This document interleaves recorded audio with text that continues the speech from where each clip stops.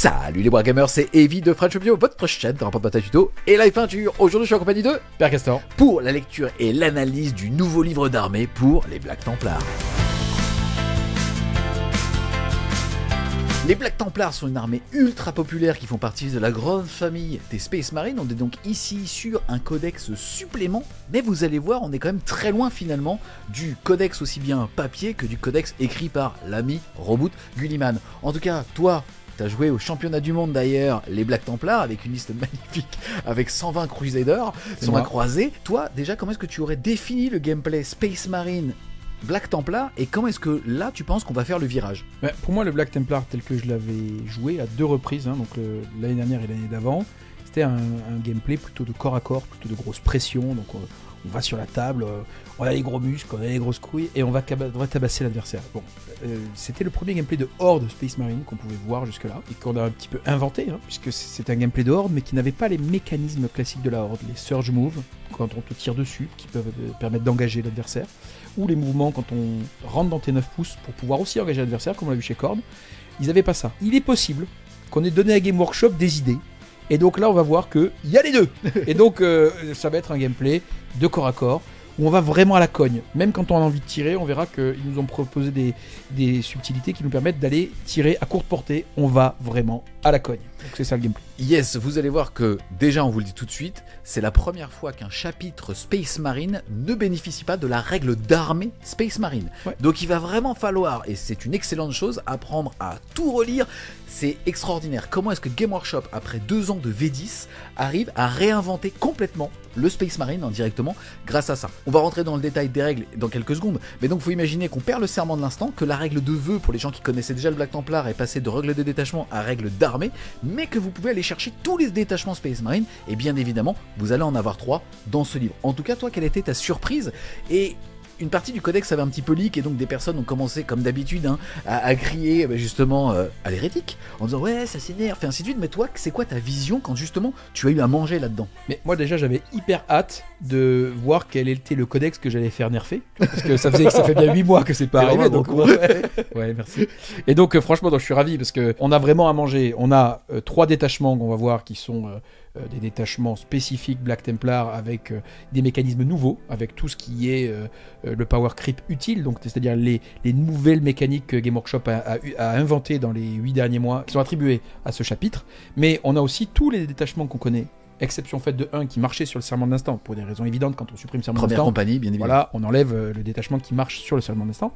Mais tous les autres, on peut les utiliser. Donc on va se poser la question de qu'est-ce qui se passe désormais quand on replonge toutes ces datasheets Black Templar dans les environnements de détachement et d'entraînement de Space Marine qu'on connaît, les Gladius, etc., tout ce qui est vanille.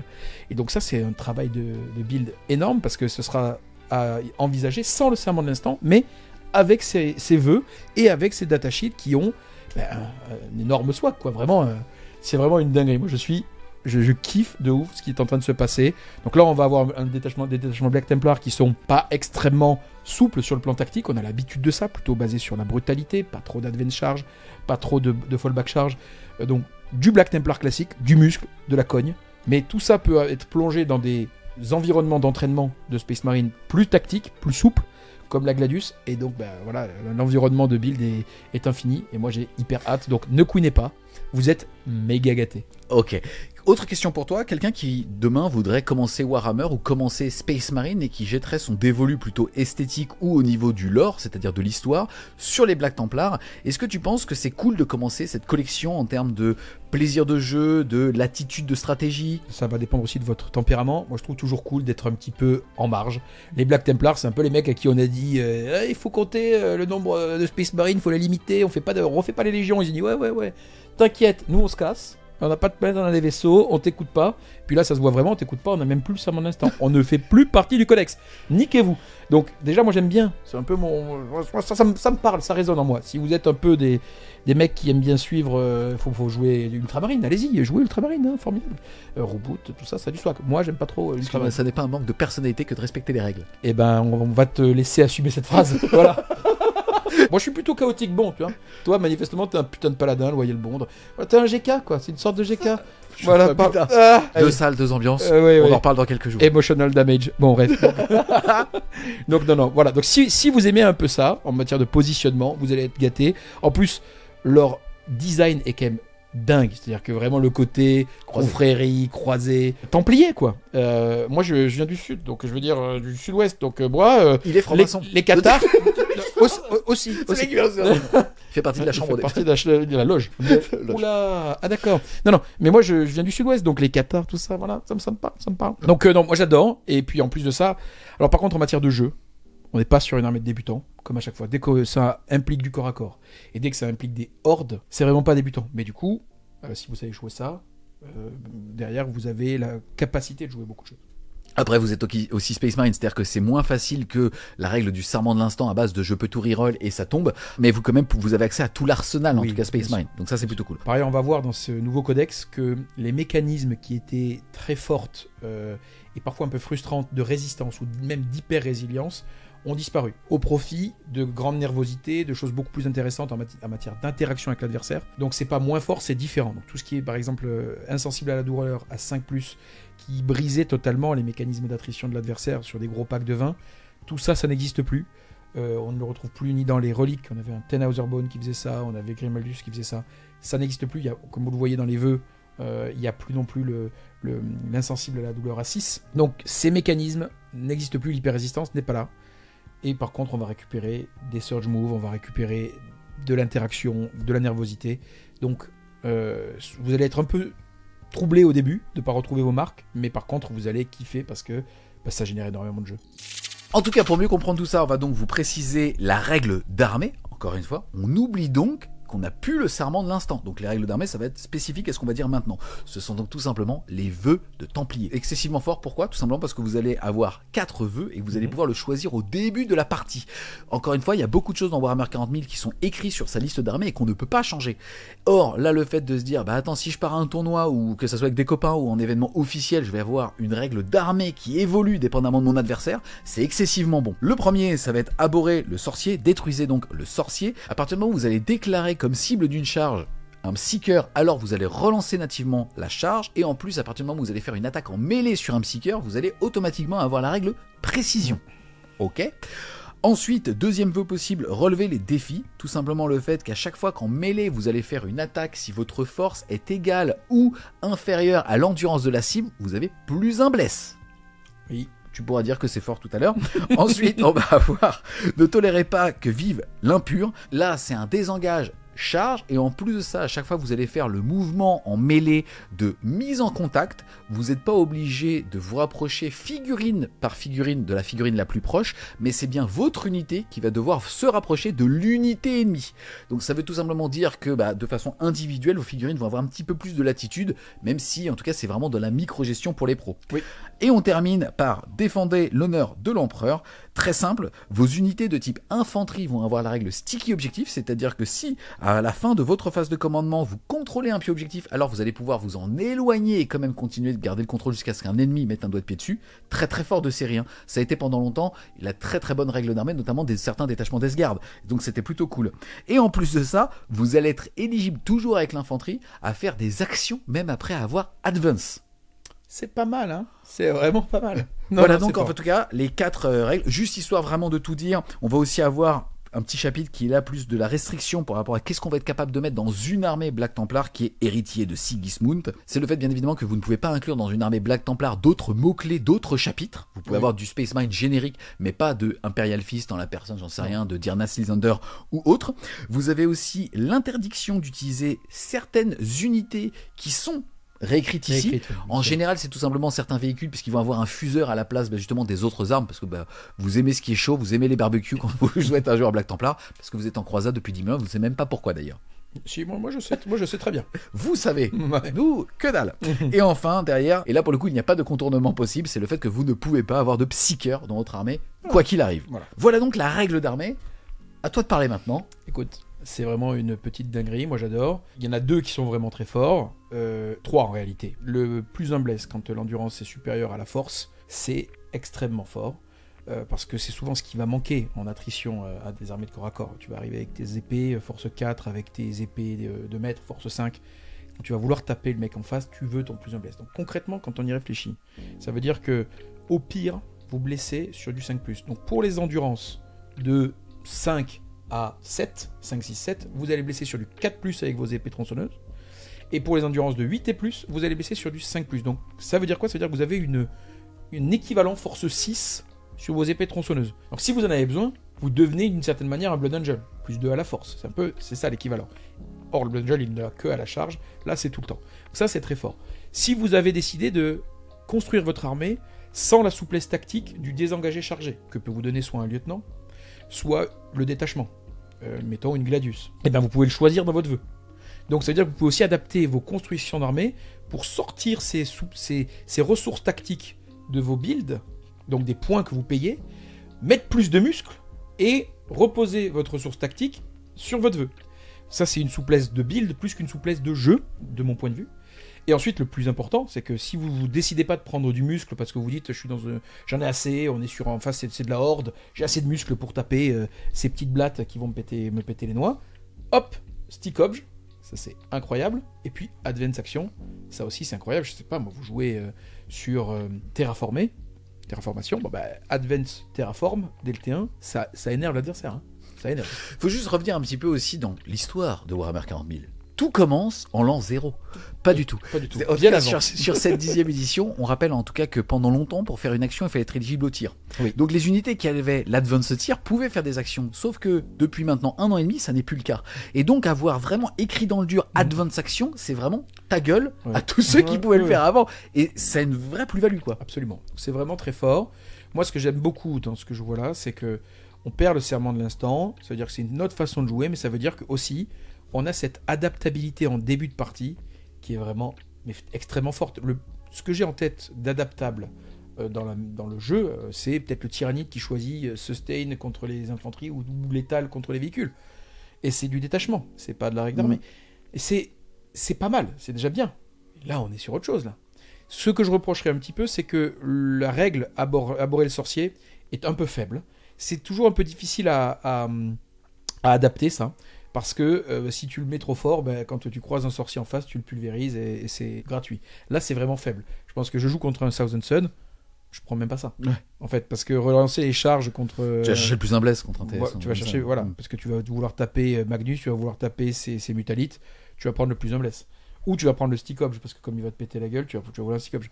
Donc c'est un peu dommage pour ce premier-là, qui je trouve un peu faible. Les 3 autres sont vraiment incroyables. Ok, une dernière règle de Héritier de Sigismund que je n'ai pas dit, c'est que vous ne pouvez pas jouer la règle d'armée Black Templar et aller chercher le détachement Space Marine générique de la première compagnie, ce qui est normal puisque c'est celui qui vous disait que quand vous tapiez votre cible du serment de l'instant, une fois par partie, vous pouviez décider aussi de relancer les jets pour blesser. Comme il n'y a plus de serment de l'instant, bien évidemment que ça n'est plus possible. Vous verrez aussi que, et c'est la première fois, ils ont intégré beaucoup plus d'unités à ce codex supplément, puisqu'ils ont été obligés de réécrire tout ce qui avait des occurrences avec le serment de l'instant. Je pense par exemple aux Terminators génériques qui ont un +1 pour toucher quand ils tapaient la cible du serment de l'instant. Là, vous allez voir qu'ils vont avoir une règle en plus. Et c'est souvent mieux d'ailleurs, parce qu'il faut réapprendre à jouer. Toi, en tout cas là, d'avoir une règle d'armée comme ça, versus le fait d'avoir accès à tous les détachements de Space Marine, tu trouves que c'est un bon deal? Là, je suis en énorme kiff. Hein. Alors déjà, en matière de fluff, c'est vraiment très très cool qu'on nous dise, eux, c'est quand même, ils sont très très éloignés de Reboot. Hein. Donc, qu'ils prennent pas le serment de l'instant et qu'ils fassent autre chose, qu'ils disent fuck. Moi, je trouve ça incroyable. Et en termes de build et de richesse, de nouveauté, d'ouverture pour un joueur Space Marine qui veut réinventer son armée, c'est dingue. On va devoir envisager de jouer en Gladius, on va devoir envisager de jouer en Flamestorm, parce que la Flamestorm, ça bonifie les Melta. Voilà, on sait que eux, comme tu l'as dit, ils aiment les barbecues, donc il y a plein de Melta. On va devoir tester les détachements de ce codex, mais on va devoir aussi revoir les détachements vanille qui sont sortis. Alors évidemment pas le détachement des psycheurs, parce que comme on n'a pas joué de psycheurs, on a l'air d'un gros con. C'est pas interdit de le jouer. Vous pouvez le jouer, vous aurez aucun pouvoir. Plus qu'il joue pas une main dans le bras, les deux mains. Voilà, c'est ça. Je figurine comme ça. Voilà, chaud, exactement. Mais ça peut être un challenge. Enfin voilà, donc on va vraiment avoir un contre un mec sans bras d'ailleurs. Comment? J'ai déjà joué contre un mec sans bras, il bougeait ses figurines comme ça avec son museau. C'est vrai? Ouais. Et ce qui m'a le plus marqué, c'est la qualité de sa peinture. Il a gagné? Première win en V10. J'ai pas dit contre qui. J'ai pas dit. Mais bon, bref, en tout cas, c'est à la fin, pour dire GG, je lui ai fait la bise. Ah, Fair play avant tout. Fair play, le fair play. Le fair play, le beau jeu. Exactement. À un moment, par contre, il a fait tomber un dé, je l'ai pas aidé à ramasser. Et il l'a ramassé comment? Ça fera l'objet d'une vidéo. Bon, t'es débile. Voilà. Bon, en tout cas, c'est très fort. Et c'est vraiment très plaisant parce que on va avoir énormément d'espace pour s'amuser, pour créer et pour faire nerf ce superbe codex. Après avoir vu la règle d'armée, on va, avant de voir les détachements, regarder l'intégralité des fiches d'unités pour mieux comprendre justement quand on va dire des choses vont être fortes, pas fortes. C'est mieux en tout cas d'avoir les unités signatures avant Black Templar en tête. On commence bien évidemment par le grand sénéchal Helbrecht. Ce nouveau codex supplément vient aussi avec justement une mise à jour des coups en points versus Codex Index, en tout cas Black Templar. Là, Helbrecht est passé de 100 à 120 points.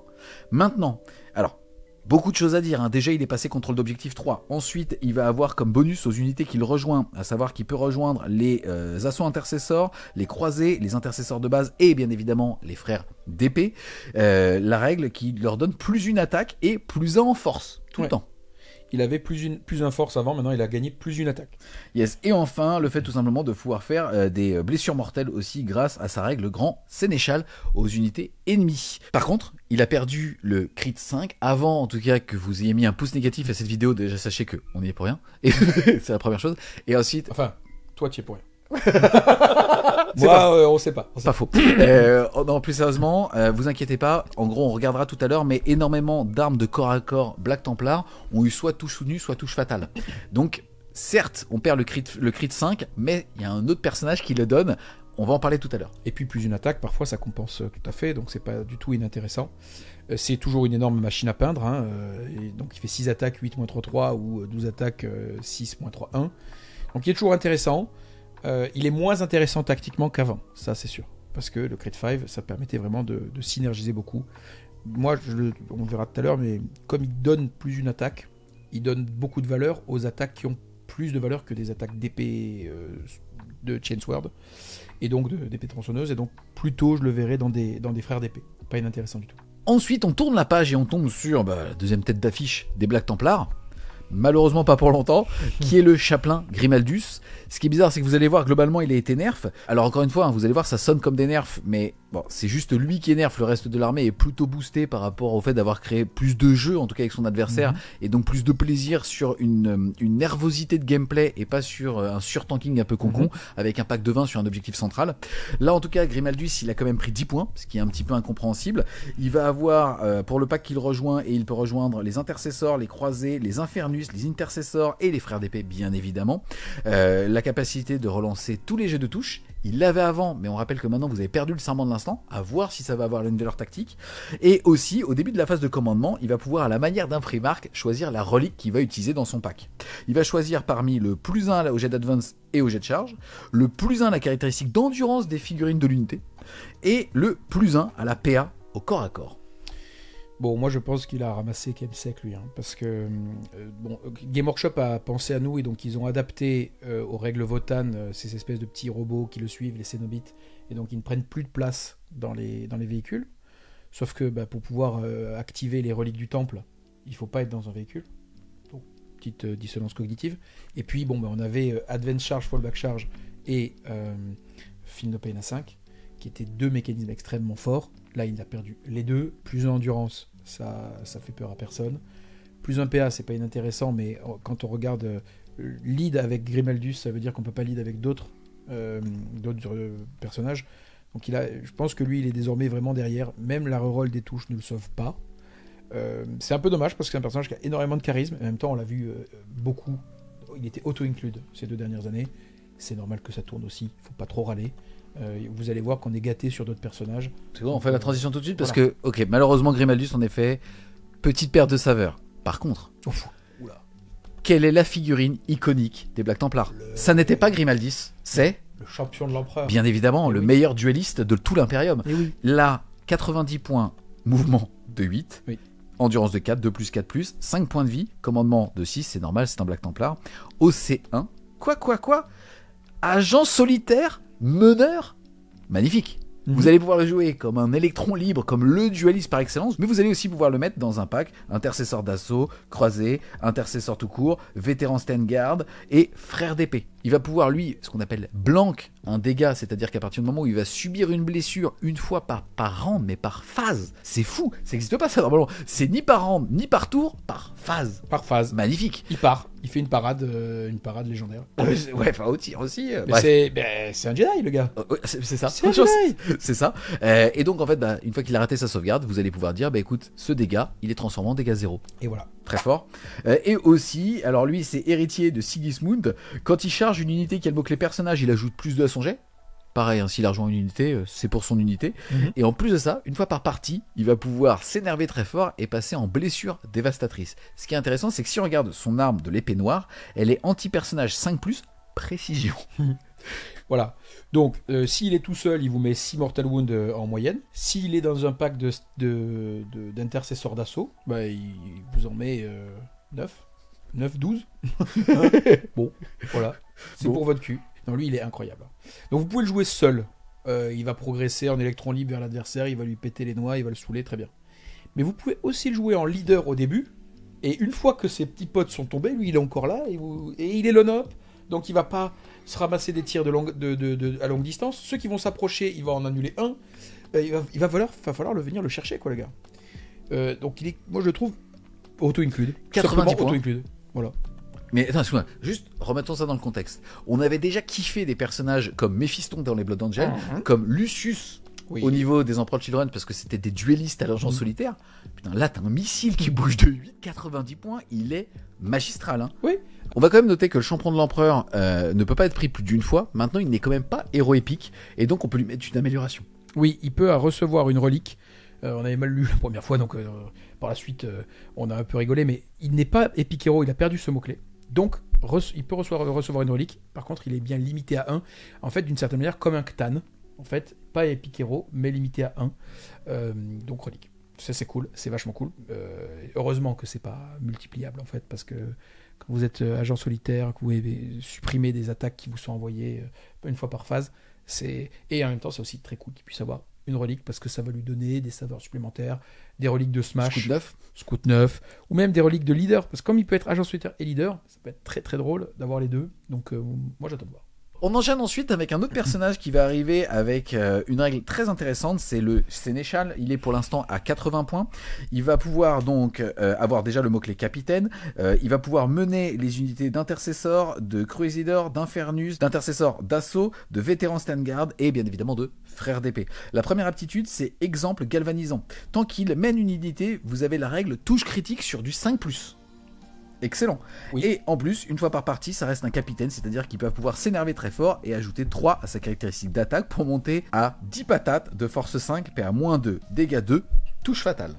C'est là aussi où on voit quand même que Game Workshop réfléchit à ce qu'il fait, parce que quand on décide de faire des mécanismes d'attrition qui sont basés sur les crit 5, létal, sustain, si en plus de ça on permet aux joueurs d'aller relancer les touches et fiches, comme on dit, donc aller chercher les 5, donc relancer tout ce qui est réussi aussi, pour aller faire chercher 5, on arrive à des statistiques d'attrition stupides.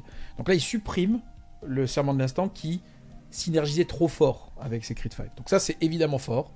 Ce que j'apprécie aussi beaucoup, c'est que le Marshal, donc le Sénéchal, jusque-là n'avait pas d'intérêt. Il avait la même règle que le capitaine, mais il avait des moins bons équipements. Donc tu mettais un capitaine.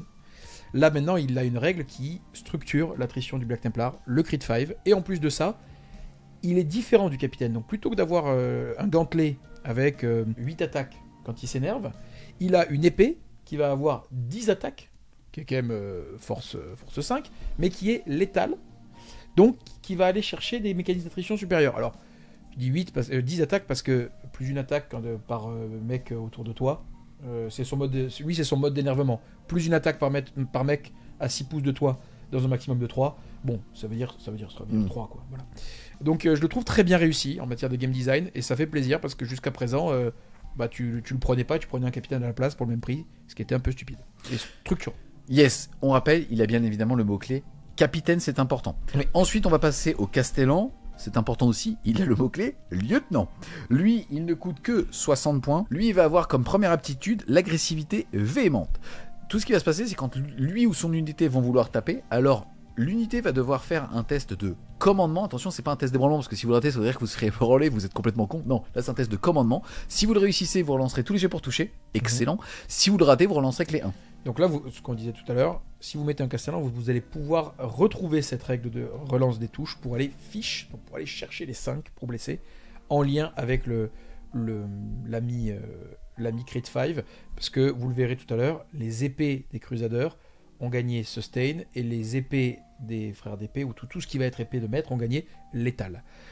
Il est bien, il a une autre règle qui permet de récupérer des PC quand on tue des unités un petit peu comme un Emperor Children sur un 4+. En même temps, il souffre un petit peu de la comparaison avec le Lieutenant Vanille, et lui pour le coup, c'est un peu dommage, parce que le Lieutenant Vanille donne désengagé, tiré, chargé, et il donne Létal de base, tir et corps à corps.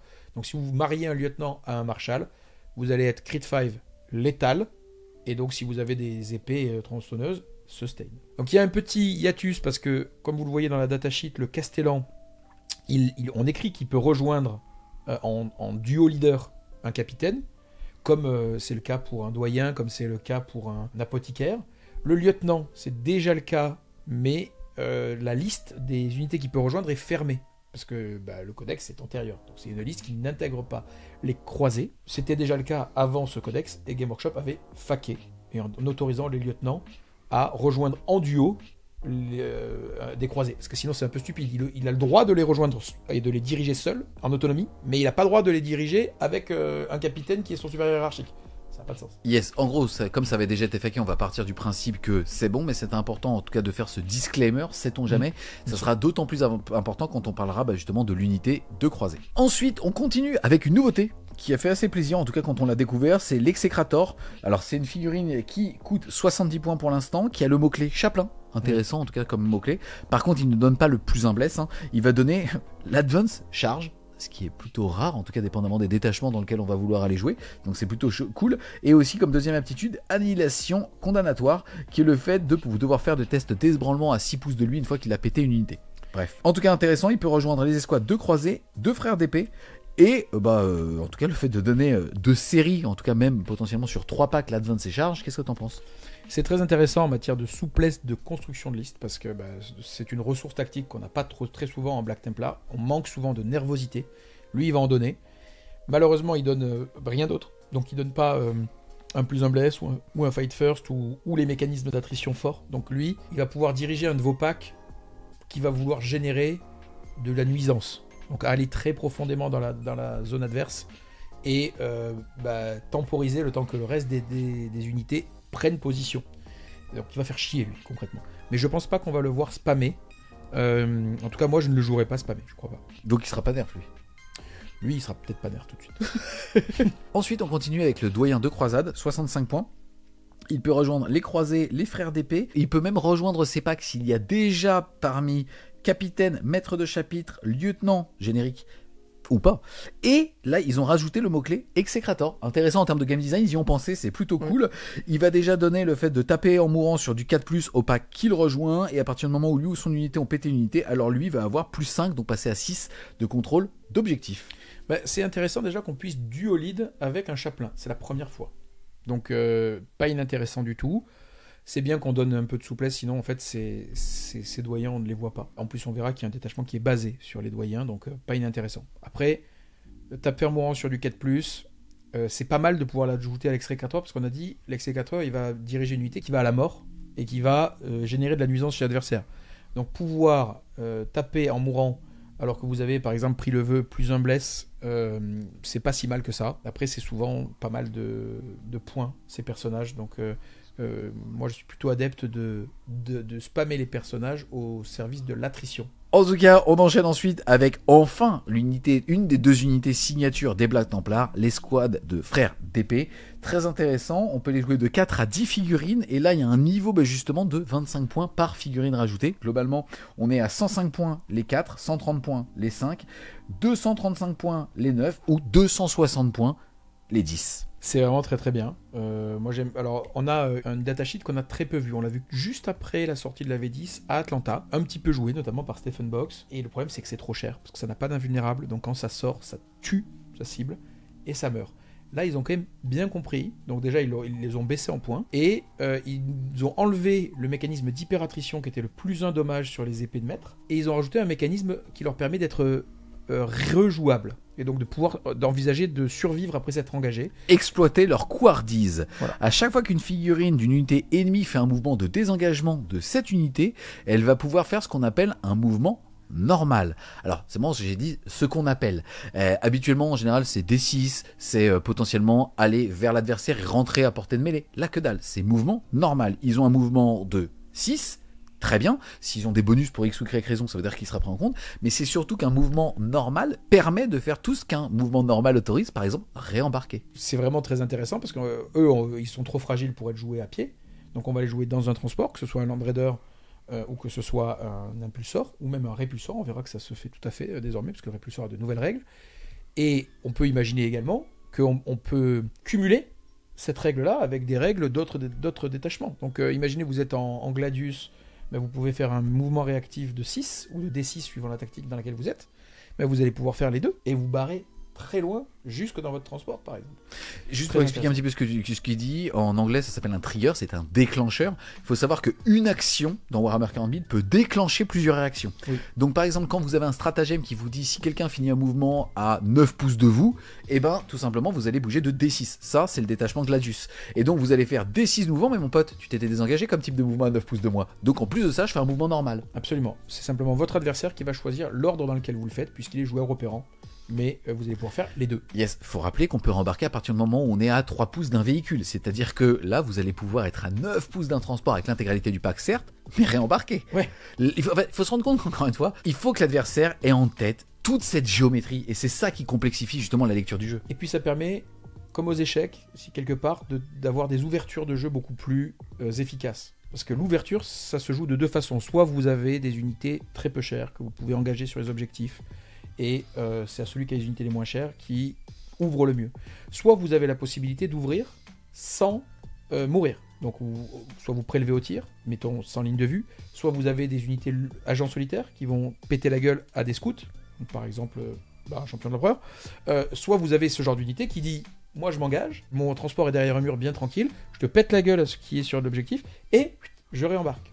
Donc en fait j'ai tué tes screens et revoyure au prochain tour. La situation n'a pas changé, je n'ai rien perdu, tu as perdu. Qu'est-ce qu'on fait ? Faut imaginer qu'en fait la personne est obligée de se désengager. Alors déjà, il faut qu'elle ait tanké, hein. Déjà. Mais si jamais elle est contente parce qu'elle a tanké, ça serait plutôt un mauvais move. Et bah vous, en fait, en gros, il va être obligé de désengager parce que sinon il peut pas tirer sur vous. Si il reste engagé, vous allez taper d'abord. Et donc, bah pour le coup, comme vient de le dire Olivier, s'il désengage, vous rentrez dedans. Exactement. C'est magnifique, hein. Je te propose, on reparlera de cette règle de pouvoir justement faire un mouvement normal quand on s'attaquera justement sur les répulsors, parce qu'il y a aussi des règles qui sont vachement intéressantes par rapport à ça, des vraies modifications qui vont changer la géométrie qui sont pas mal. En tout cas, ici, il faut juste noter, unité attachée, n'importe quel personnage qui pourrait de base rejoindre une escouade d'intercesseurs, ça tombe bien, c'est la ligne générique des Space Marines, peut aussi rejoindre ce pack. Tu vois quoi alors ? Soit on le joue dans une version un peu racée, à 4 ou 5 d'effectifs, et ils sont très autonomes parce que désormais ils touchent à 2. Donc ils sont là pour aller chasser en ouverture de jeu, comme je viens de le dire, des petites unités et réembarquer. Soit on le joue dans une version énorme attrition, donc là ça serait un pack très cher qui a vocation à être un épouvantail pour l'adversaire. Un pack de 10 qu'on mettrait par exemple dans un Land Raider, et ben là j'ai envie de le mettre avec un Marshal, Crit 5 et avec un lieutenant. Même pas besoin de lieutenant parce qu'ils sont déjà létaux. Donc un Marshal. Ça peut être juste un Marshal, c'est très bien. Si vous avez besoin de leur donner la durabilité, vous pouvez y rajouter un apothicaire, vous pouvez y rajouter ce que vous voulez en duo leader. Ils seront déjà bien assez chers pour que ça vous emmerde. Sinon, vous pouvez aussi y rajouter, le jouer avec Elbrecht pour mettre un peu de mortel au début et lui donner plus de force. Donc vous passez un palier, hein. Force 6, létal, ça veut dire que vous blessez le jeu à 4+, en stat, je veux dire. Et puis plus une attaque. Donc Elbrecht là devient aussi assez intéressant. Ok, on enchaîne ensuite alors avec une unité qu'on connaissait déjà qui sont les escouades de vétérans Sternguard. Comme habituellement les vétérans Sternguard avaient une règle pour bénéficier donc du serment de l'instant. Là ils ont été complètement réécrits. Au niveau du coup en points, on est toujours à 85 points les 5, 170 points les 10. Eux ils vont avoir comme règle assaut vertueux, puisque à chaque attaque sur une cible qui est la cible la plus proche, vous avez une relance D1 à la blessure. C'est pas mal, on est sur un truc qui est pas mal, qui peut être un chausson pas inintéressant pour un champion de l'empereur, parce que la relance des blessures, on trouve ça pas mal. Ils vont faire quelques blessures mortelles. Ils ont quand même perdu un peu de punch, parce que la relance complète des blessures sur la cible du serment de l'instant, c'était quand même précieux. C'est une unité qui, à mon avis, souffre un petit peu de son transfert en Black Templar. Mais toujours jouable pour avoir un petit appui-feu de tir en Mortal Wound, c'est toujours utile. Ensuite, autre unité qu'on connaît bien, c'est les squads de Terminator. Les squads de Terminator génériques, habituellement dans le codex Space Marine, avaient plus un pour toucher s'ils tapaient la cible du serment de l'instant. Là, il fallait les réécrire. Au niveau du coup en points, on est à 175 points les 5, 330 points les 10, quelque chose de complètement standard. Ils ont toujours leur balise de téléportation. Là où par contre, il y a une modification de leurs règles, c'est sur justement des faibles, puisqu'à chaque fois qu'une unité ennemie à l'exclusion des monstres ou des véhicules vont vouloir faire un test de retraite, ils vont devoir faire un test de fuite désespéré, et s'ils sont ébranlés, ils ont encore -1 ce test. Donc ils pourront mourir potentiellement sur du 1, 2 et 3. Oui, bon, c'est des Terminators, des vieux Terminators, donc ils souffrent un peu du power creep, ils ont 3 PV, ils bougent de 5. Ils peuvent pas être dirigés par des personnages Black Templar bien spécifiques. Avant, on pouvait éventuellement les jouer parce qu'on y mettait le Tenhauser-Bone pour leur donner le Feel No Pain à 5. C'est terminé. Donc moi je pense que c'est une unité qui va un petit peu disparaître du codex Black Templar. On aura envie de jouer autre chose de plus aligné avec les mécanismes du codex. Ok, ensuite, là on passe encore une fois à l'unité signature. C'est les squads qui ont même appelé Crusader en français. Donc c'est assez intéressant. On notera la disparition des croisés non primaris. Oui. Encore une fois, ça n'est pas un problème. Si vous voulez jouer vos anciens, vous les jouez. En fait, c'est les mêmes socks, c'est du 32 mm. Au pire, avec les armes qui pouvaient un petit peu changer. J'en ai pas mal d'ailleurs. Pour peut-être jouer ça. En tout cas, au niveau du coup en points, on est à 150 points les 10, c'est-à-dire un frère d'épée, 5 initiés et 4 néophytes, où on peut les jouer à 310 points, augmentation de 10 points, pour jouer un frère d'épée, 11 initiés et 8 néophytes, pour avoir le beau pack de 20 que tu aimes tant. Voilà. Grosse modification au niveau de la règle zèle du juste, puisque à partir du moment où ils ont été pris pour cible d'un tir adverse, ils vont être capables de faire un mouvement de D6 plus 2. Ce sont des berserkers de cornes, les gars. Et qui leur permettent de rentrer à portée de mêlée adverse, c'est-à-dire dans les moins d'un pouce. Oui. Bon bah si ça choque comme moi, y a pas de problème. Alors il faut quand même avoir perdu une unité, un modèle, tu vois, c'est pas si fort que ça. Mais non, c'est vraiment, c'est à ça qu'on pense quand on voit un gameplay de horde, c'est automatiquement la règle qu'on veut. Ils avaient des votes push jusque-là, qui était quand même un peu palo à côté des Surge Move. Qui était, pour rappel, en fait, justement un hommage aux anciennes éditions du Codex Black Templar, puisque les Black Templar, ça avançait de 3 pouces vers l'ennemi hors phase. Voilà. Donc, bah là, on a enfin un truc sérieux. Donc on a perdu la règle scout, il y avait une règle scout. On a perdu relance des advances et relance des charges, ça c'était aussi. Mais on a gagné ce Surge Move. On a aussi perdu les mécanismes de résilience qui étaient structurels. Donc vous êtes beaucoup plus fragile. Vous allez mourir désormais, attention. Mais vous allez tuer. Et vous allez casser les couilles. Parce qu'un Surge Move de D6 plus 2, c'est un enfer. En fait, imaginez-vous, t'as un doigt de pied sur l'objectif, le mec ne peut pas sciemment aller sur l'objectif. Parce que sinon, quoi qu'il arrive, mon pote, il faut que tu mesures 8,9. On va même voir qu'il y a un deuxième Surge Move différent qui va leur être attribué dans un certain détachement. C'est assez rigolo. C'est assez savoureux. Mais écoutez bien, en fait, faut se rendre compte, parce que malheureusement, et je comprends que les joueurs, en tout cas, qui justement ont été assez forts ou qui jouent Black Templar pendant cette 10e édition, subissent des nerfs. Enfin, sauf là, quand les gens doivent se mettre à 8,9 pouces de n'importe quelle figurine d'une unité de 20 croisés, c'est un nœud au cerveau, quoi. Oui. En termes de champ de vision, en termes de projection sur les objectifs, on peut pas tout voir, quoi. Et il suffit qu'il fasse son 5 ou son 6, le gars il va chercher 7,9, 8,9 pouces. Mais oui, parce qu'en plus, quand tu bouges de 8, tu engages à 9. C'est ça. Donc, faut pas se tromper, hein, c'est bien. Non. T'es content, toi? Qu'est-ce que tu penses de cette unité phare, c'est par bien, 10, par 20? Comment t'as envie de les jouer? Les deux. Alors, déjà c'est bien qu'on ait brisé ces mécanismes de résistance qui étaient très frustrants quand on mettait Armor of Contempt et Feel No Pain à 5. C'était stupide. On n'arrivait pas. On tuait quoi?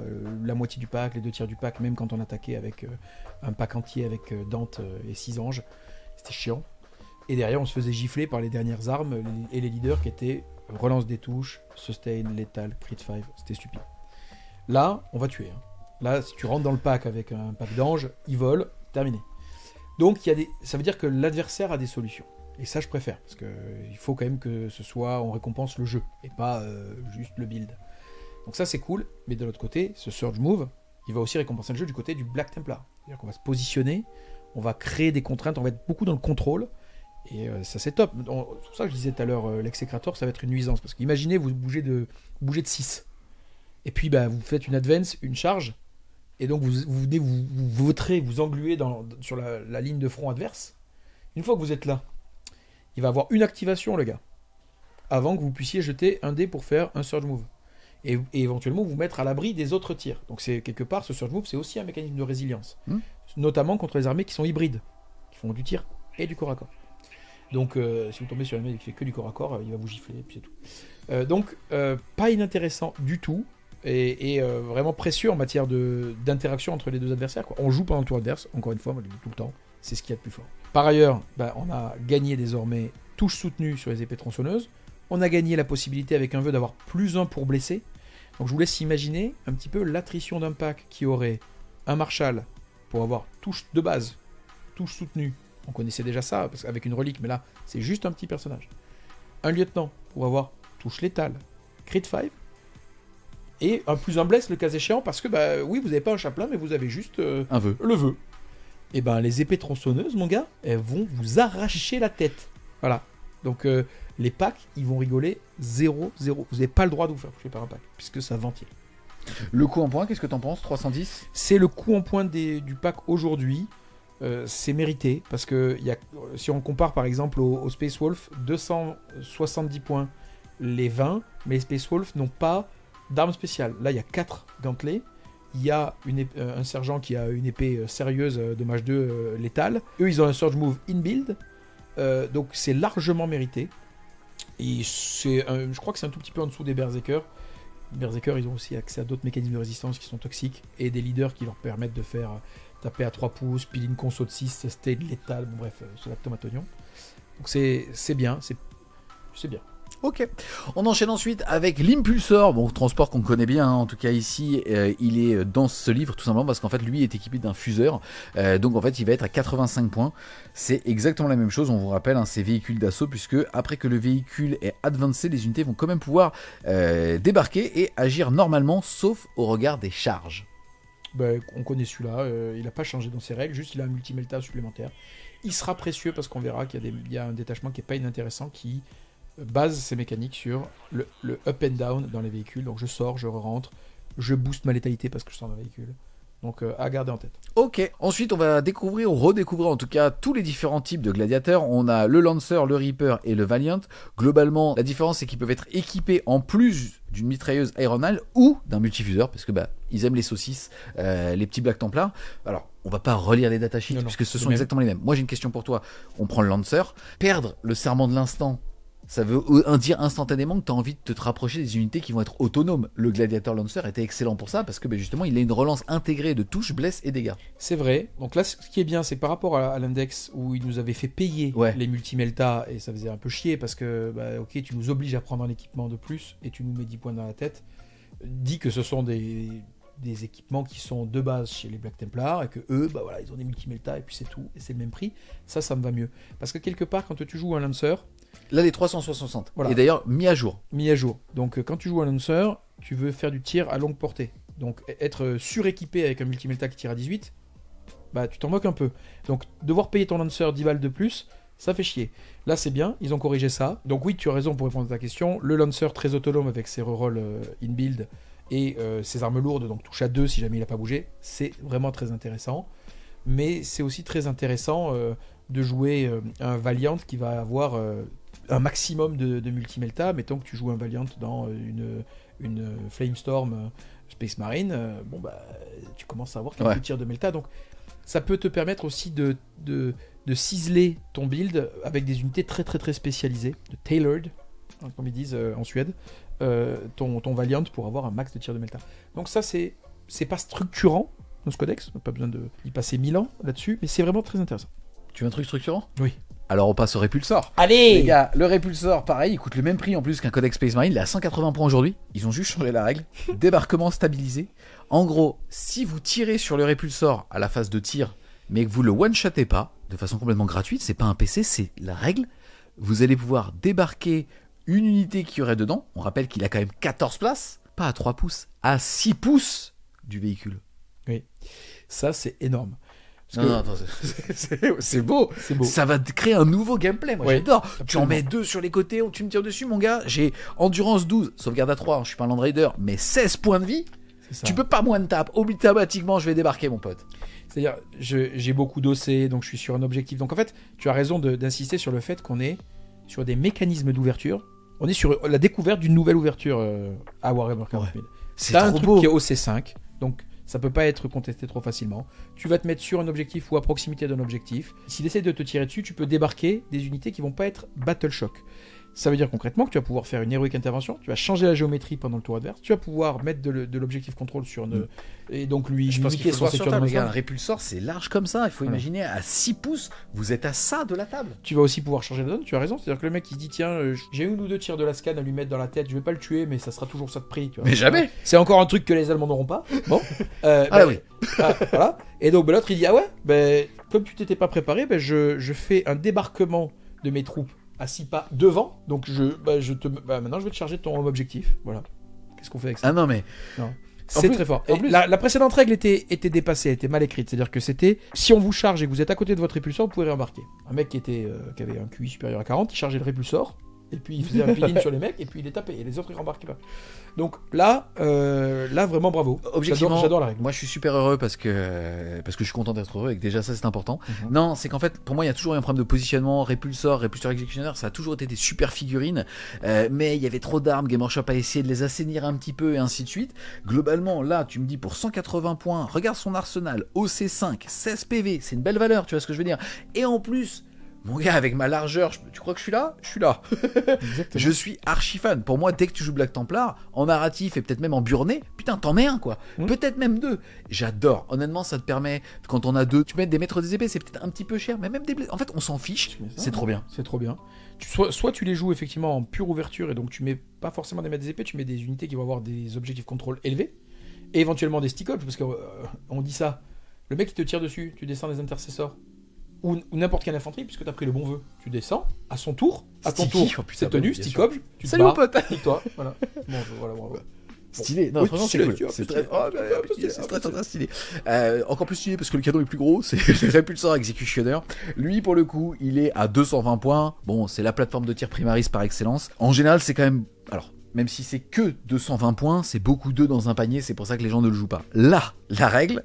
C'est le même arsenal, hein, globalement, si ce n'est encore une fois un multifuseur à la place, mais on le paye le même prix, donc tant mieux. La règle est que si jamais tu décides de faire un répulseur exécutionneur d'assaut, sous-entendu d'être à moins de 12 pouces de l'ennemi, tu relances nativement tes touches, au tir. Hein. Et je rappelle aussi que ça a quand même une transport de 7 figurines, oui. Donc tu peux tout faire avec. Oui. Mais c'est magnifique, c'est ça qui est magnifique. Tu vas vraiment le jouer en mode bélier. Ça, c'est Black Templar. Ça, c'est un bélier, c'est Black Templar. Ça y va, je te dis, ça va à la cogne. Voilà, on y va tout droit. C'est le kiff. Et comme tu l'as dit, c'est indépendant du serment de l'instant. On n'en a pas.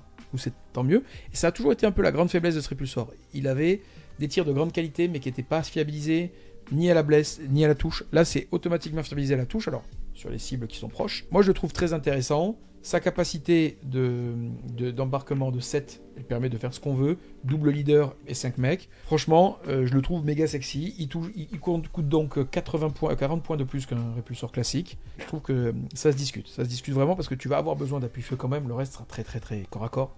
C'est toujours bien d'avoir un peu d'appui-feu. Franchement, bien joué en termes de game design, Game Workshop. On en reparle dans 2 secondes une fois qu'on a fini le dernier châssis. C'est le Land Raider Crusader. Là, pour le coup, c'est pareil. On est à 220 points. Il a 16 places.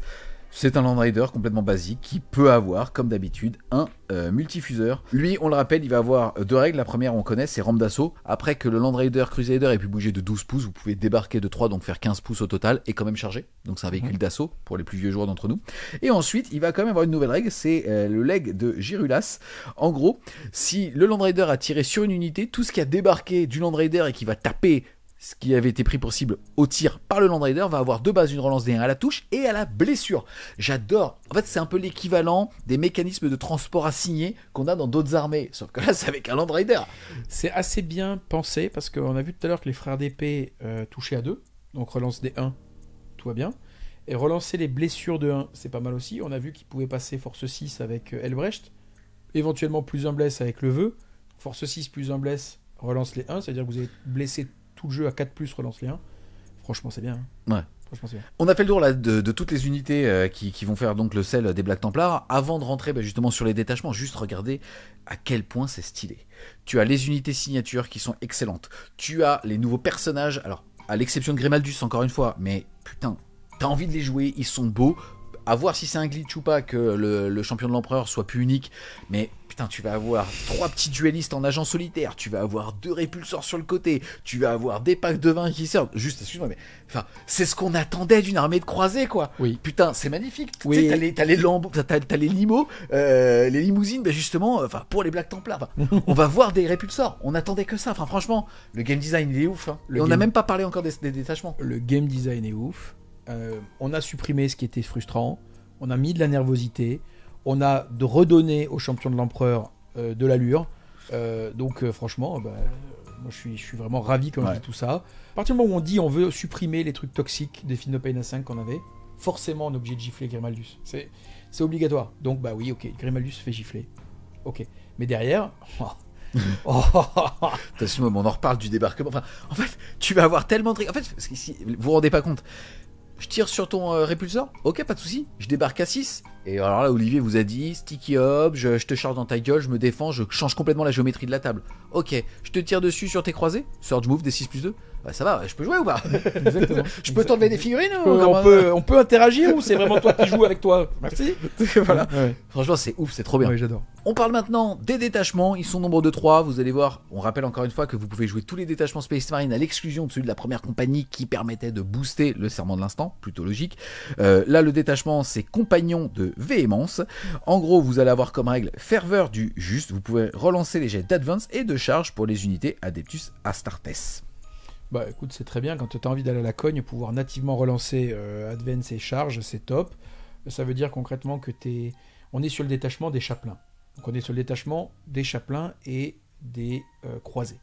Donc on verra, tout est fait pour bonifier les chapelains. L'exécrator qui est advance charge, là vous bougez de 6, advance reroll, charge reroll nativement.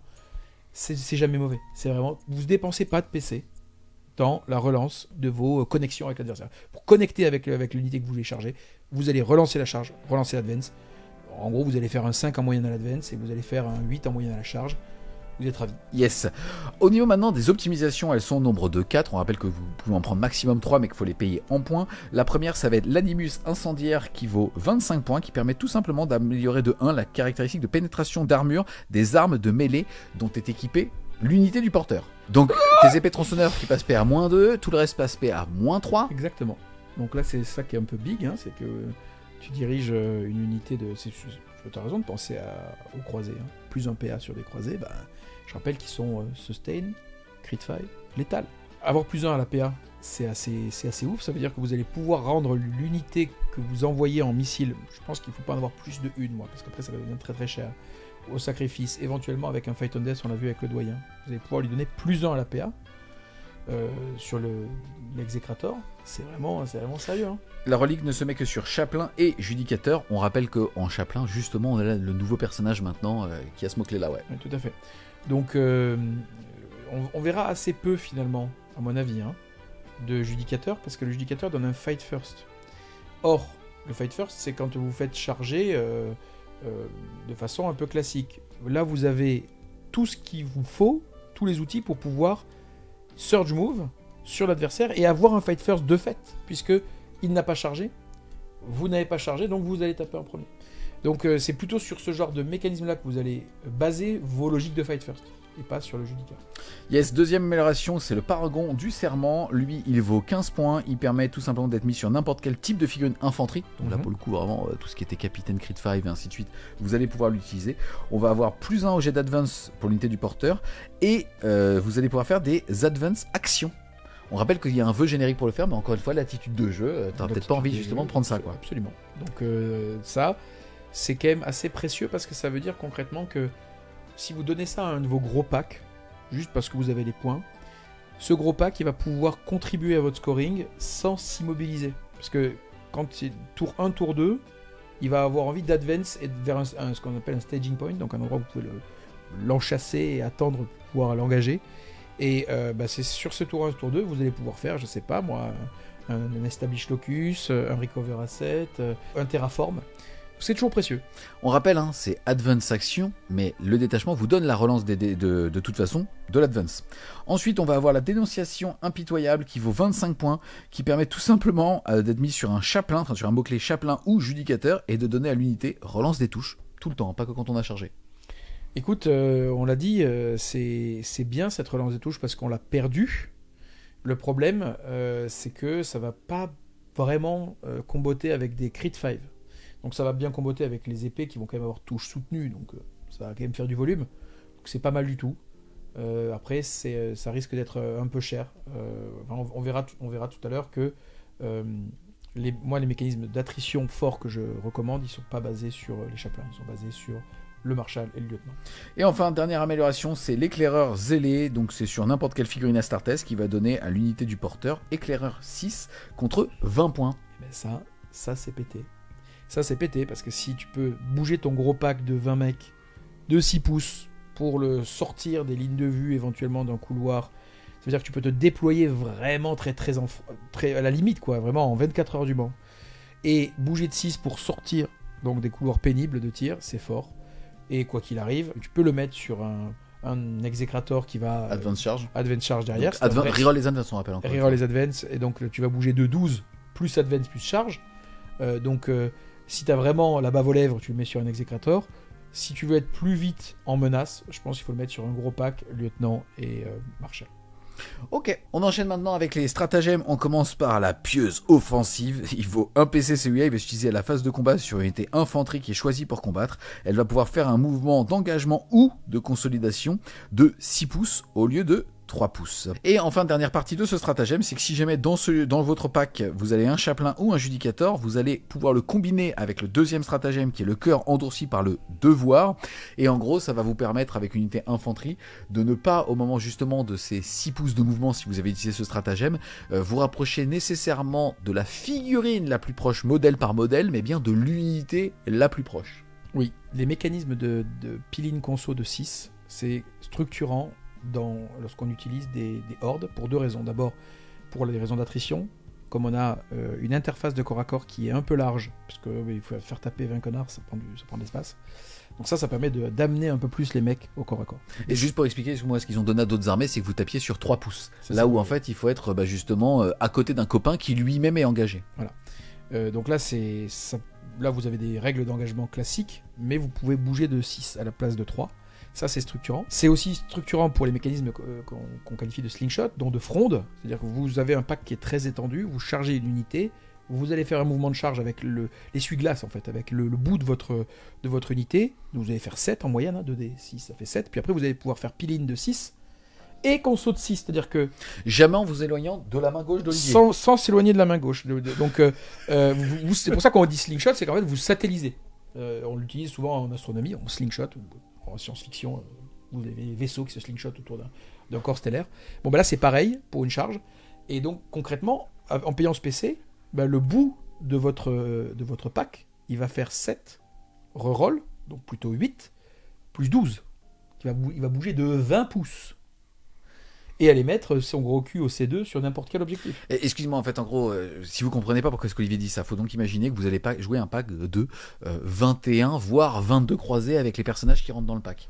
Vous allez donc potentiellement donc faire cet énorme cordon derrière. On rappelle que si le mec désengage, vous allez pouvoir derrière bouger de D6 plus 2 si vous tirez dessus. C'est pour ça qu'en fait, il faut vraiment imaginer que le cul de sa comète, en fait, va bouger en effet, non pas de 3, mais de 6 une fois, donc de 9, plus les 7 de la charge, puisque 7 c'est la moyenne de 2D, et c'est pour ça en fait, il faut imaginer vraiment qu'en fait vous allez charger là, mais en réalité vous allez faire ça toujours en vous rapprochant de ce point-là, essuie-glace, mais on n'oublie pas derrière que vous allez avoir une occupation de terrain qui est énorme, plus le mouvement qu'on a appelé Surge tout à l'heure de D6 plus 2 si on vous tire dessus. C'est vraiment important de comprendre en fait que ces armées de horde proposent énormément de tricks de mobilité. Voilà, donc vous allez soit engager les unités qui n'ont pas envie d'être engagées, les artilleries qui peuvent pas fallback charge, pareil au fallback tir, etc.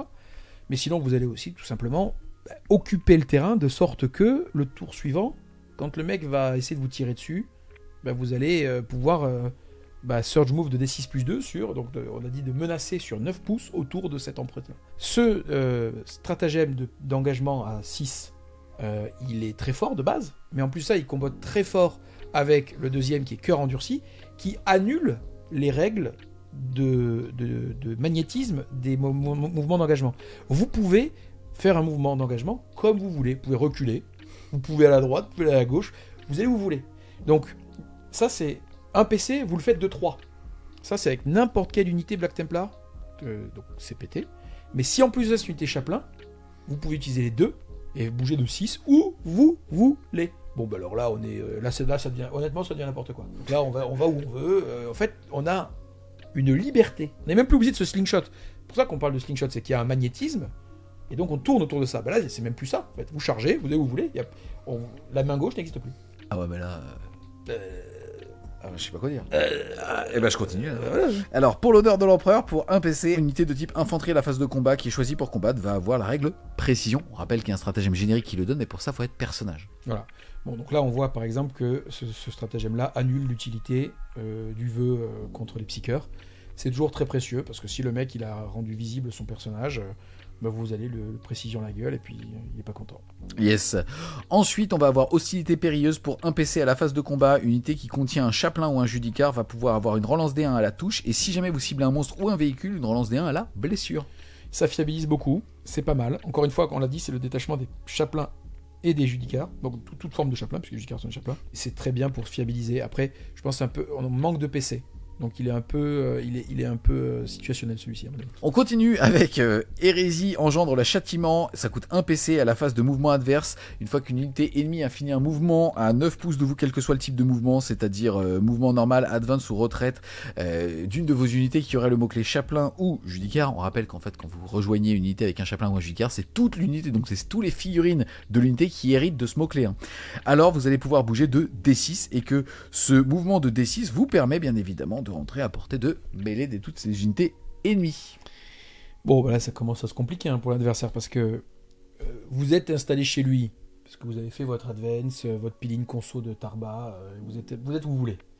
Mais là, s'il bouge dans les 9 de vous, alors tout ça coûte des PC naturellement, mais s'il bouge dans les 9 de vous, vous pouvez bouger de D6 vers lui.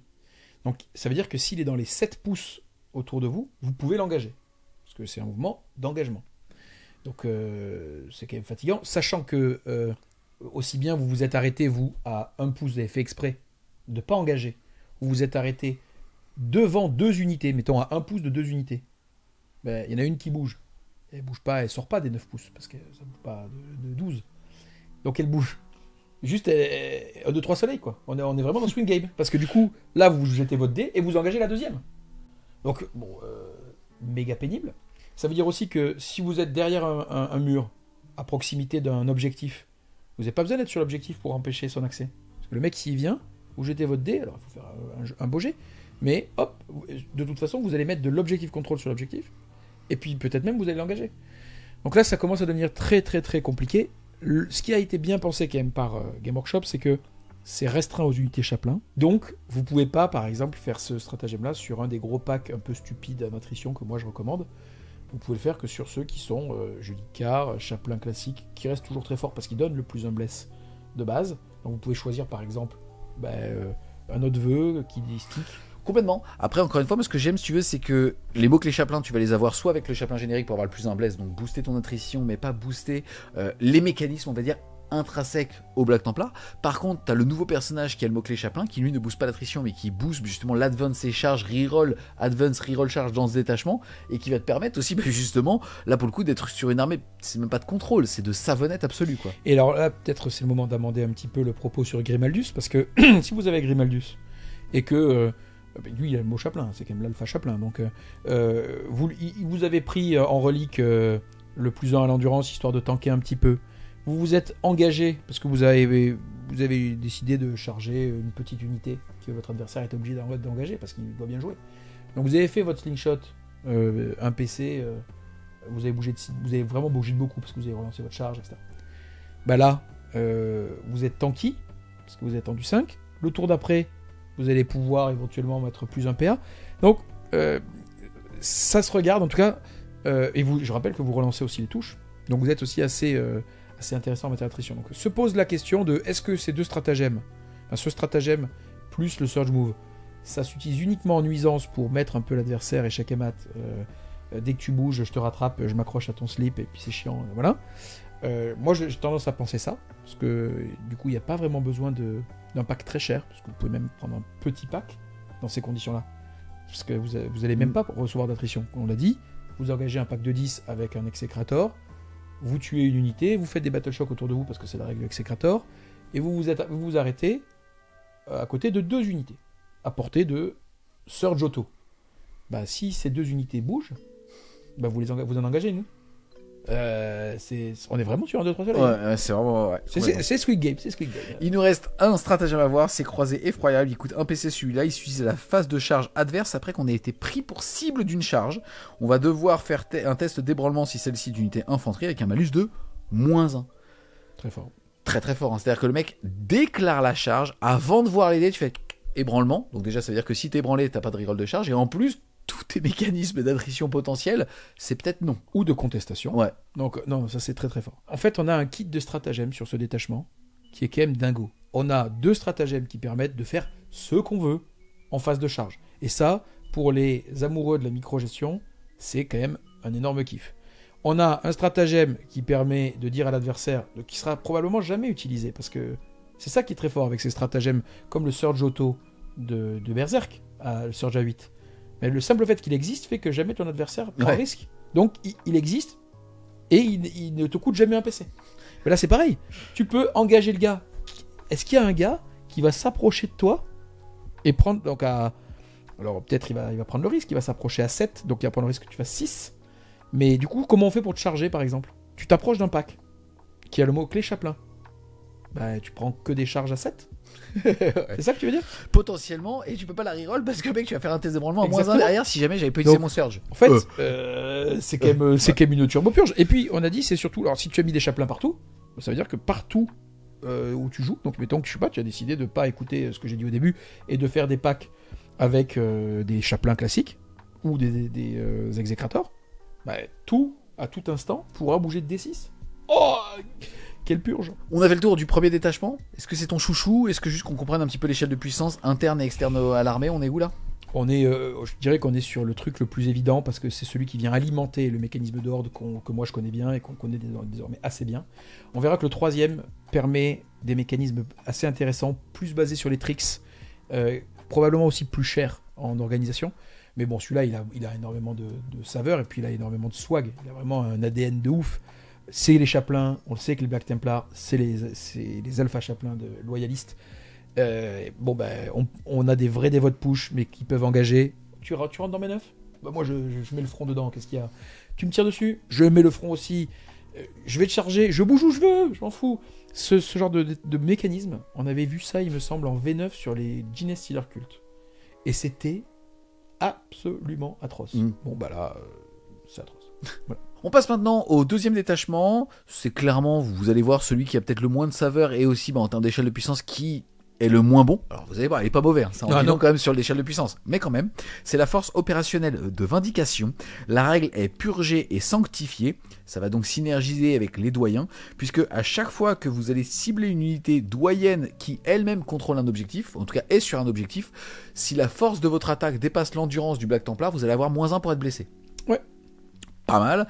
Et ensuite, le mouvement justement de Surge des croisés vous permet non pas que de vous rapprocher de l'unité ennemie la plus proche, mais de l'objectif le plus proche.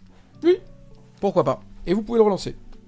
Donc ça veut dire que ça vous donne encore un peu plus d'ingénierie possible pour faire chier votre adversaire avec vos mouvements un peu pendant son tour. Donc ça c'est très fort. Yes, on passe maintenant aux améliorations. Impérialiste de la croisade éternelle. Ça vaut 15 points. C'est une figurine doyen seulement. Et si on vous prend pour cible, vous allez avoir systématiquement -2 à la charge. Encore une fois, hein, on est sur des logiques de contrôle. Donc l'idée c'est vous tenez une position quand vous êtes sur un objectif. Vous la tenez. Vous avez votre OC. Vous n'êtes pas facile à charger. Vous n'êtes pas facile à tuer. Pas inintéressant. Ensuite, aura consécrative, 25 points, permet néanmoins à l'unité d'avoir une invulnérable à 5. On le rappelle, hein, il y a les frères d'épée qui n'ont malheureusement pas d'invulnérable et qui coûtent relativement cher, 3 PV par tête de pipe. Est-ce que c'est une bonne idée? Ou même le pack de 20, puisque je rappelle que les néophytes ont une sauvegarde à 4. Ouais. Donc quand on met une invue à 5 sur un pack de 20, c'est désagréable aussi. Hein. Moins un wound, invue à 5, pas mal. Yes, ensuite on va avoir l'ordre de l'égide de l'empereur qui vaut 10 points et qui permet à l'unité du porteur d'être en frappe en profondeur. Là aussi on est sur un détachement qui est basé sur les packs de croisés, parce que donner frappe en profondeur à un pack de croisés, rapid ingress, bonjour, c'est très très chiant je pense. Pour ça on a dit l'échelle de puissance moins bon, il faudra voir sur table. On va voir sur table. Et on termine par Gardien d'honneur qui coûte 20 points, qui va permettre tout simplement d'être mis sur un doyen et d'avoir plus 1 à son jet, puisqu'on rappelle que le doyen, quand il rentre dans une unité, permet à l'unité de taper au corps à corps si on décède sur un 4+, là ça sera sur un 3+. Ouais, c'est toujours fine, c'est toujours bien. Ensuite, au niveau du kit de stratagème, on commence par refus d'abdiquer. Il coûte 1 PC à chaque fois que vous avez un doyen qui va mourir. Et ben en fait, pour 1 PC, il reviendra à la vie à la fin de la phase avec tous ses PV. Un face cap à 1 PC full PV. Alors, sur un doyen, c'est pas un foudre des guerres. Mais pourquoi pas hein. Oui, pourquoi pas, d'autant que je rappelle que le doyen vanille, il a un Feel No Pain à 4 lorsqu'il est sur un objectif. Donc vous allez pouvoir envisager de jouer cette espèce de petit doyen avec son drapeau là. Salut. C'est un gros con lui. Hein. Lui, il est chiant. Oui, il est un peu chiant. Donc imaginez, vous lui mettez en plus de ça une invue, ou j'en sais rien, vous avez décidé de lui mettre une relique pénible qui ajoute au Feel No Pain à 4, etc. On peut imaginer ça. Yes, ensuite on va avoir la litanie de purification. Il coûte 1 PC celui-là, ça se met sur n'importe quelle unité qui est sur un objectif. Vous allez améliorer votre pénétration d'armure de 1. Oui, bah écoute, c'est toujours bien, on a dit, quand on a des épées tronçonneuses et PA1, quand on les passe PA2, ça change complètement le damage output. Donc vraiment, ça tabasse, PA2. Yes. Ensuite, on va avoir souillure de l'impur. 1 PC, ça va s'utiliser à votre phase de tir ou à la phase de combat. Vous allez tout simplement avoir ignore couvert et en plus de ça, ignore les modificateurs. Pour ça que ça s'utilise aussi en phase de combat. Ça, c'est toujours bien. Alors, c'est un ignore modificateur nouvelle génération. Donc, que la CT, la CC et les jets pour toucher. Il n'y a pas... moins un bless, ainsi de suite. Mais c'est un PC, c'est très bien. Ensuite, on va avoir comme stratagème regagner notre honneur pour 1 PC. À partir du moment où vous avez une figurine doyenne qui est morte, vous allez pour 1 PC maudire l'unité qui l'a détruite et toute votre armée va avoir plus 1 pour toucher cette unité. Attention, il est précisé que si vous faites avec l'autre stratagème revenir le doyen à la vie, ça ne marche pas. Voilà. Bon, en tout cas, ça permet quand même de toucher à la stat 100% hein, sur des épées, parce que quand on touche à 2 et touche soutenue, toutes les attaques touchent. Yes, ensuite on va avoir récitation du révéré pour 1 PC à la phase de tir adverse. On va pouvoir tout simplement se mettre -1 à la touche. C'est très bien. Phase de tir adverse, c'est très bien, ça permet de tanker. On a dit, c'est un peu le mécanisme qui est recherché. Hein. On a dit -1 pour être touché, -1 pour être blessé de base. Ça peut être une invulnérable. Ça peut être. Donc là, on retrouve de façon un peu moins dégueu qu'on avait avec les Feel No Pain à 5, des mécanismes de résilience de ces packs. Donc quand même un pack qui sera -1 pour être touché, -1 pour être blessé, un vue à 5, ça va être un peu long. Hein. Donc 2 PC, c'est toujours un peu cher dans un détachement qui n'a pas beaucoup de PC, mais en fait, encore une fois, on est sur le genre de stratagème qui n'est pas utilisé, qui est là pour faire peur à l'adversaire et contraindre son mouvement, il ne prendra pas le risque que vous fassiez ça. Yes, on a fait le tour de ce détachement. Globalement, en fait, les règles sont bonnes, donc pour n'importe quelle armée, ça serait cool. Bon, là, c'est juste que les autres détachements sont tellement plus forts. Mais globalement, est-ce qu'il y a eu un gameplay où il y a un gameplay avec des doyens ? Alors, ça n'est jamais arrivé. Donc, on n'a jamais vu ces figurines sur table depuis longtemps. Je ne sais pas souvenir de les avoir vues. En fait, on les voyait dans les anciennes éditions, parce qu'il y avait, en fait, en gros, quand vous tirez dessus, on pouvait retirer en mourant aussi à distance. Voilà. Après, il faut quand même se méfier, parce que, on le dit pas souvent, mais le doyen, sa caractéristique de base, c'est d'augmenter l'objectif contrôle. Donc, si vous avez un objectif contrôle de 2 parce que vous êtes un croisé, vous passez à 3, vous n'avez pas besoin de survivre à beaucoup pour faire votre travail. Donc, il y a peut-être, entre le rapid ingress d'un gros pack au milieu de la table et pas sur des bords faciles à anticiper, quelque chose à faire. Le fait d'avoir ces mécanismes de résilience, parce que -1 pour être blessé sur des gros packs comme ça, on est dans une méta très létale. Donc, peut-être que c'est pas suffisant, mais enfin, quand même. Ça se regarde. On a dit tout à l'heure qu'on pouvait rentrer des doyens en supplément d'un exécrator. Donc on peut très bien se dire que tous nos packs là, on va les jouer doyen exécrator. Ça va advance charge, fight on death sur du 4+.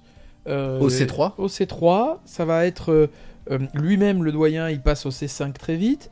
Il y en a un qui peut rapid ingress, il y en a un qui sera un vue à 5. On peut reroll les mouvements, les jets de zèle, donc ça veut dire que là l'adversaire il a vraiment l'obligation de respecter. Ces jets de zèle, ils peuvent aller sur les objectifs, donc ça va être, à mon avis, un mec qui a envie de construire une liste pour scorer et contrôler la game en prenant des coups, ça va fonctionner.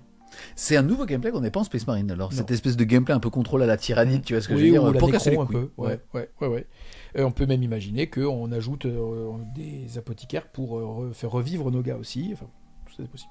Yes, et on va terminer avec donc dans l'échelle de puissance le deuxième détachement de cette armée, c'est la force d'assaut God Hammer, choc et stupeur. En gros, c'est très simple, à chaque fois que vous allez charger après avoir débarqué d'un transport, pas forcément un transport d'assaut, hein, attention, vous allez très bien ne pas bouger, débarquer et charger derrière. Alors, une des unités qui va être la cible de votre charge devra faire un test d'ébranlement. Okay. Et deuxième règle de ce détachement, c'est que si jamais vous allez taper après être sorti d'un transport, uniquement au corps à corps, vous allez avoir +1 pour toucher.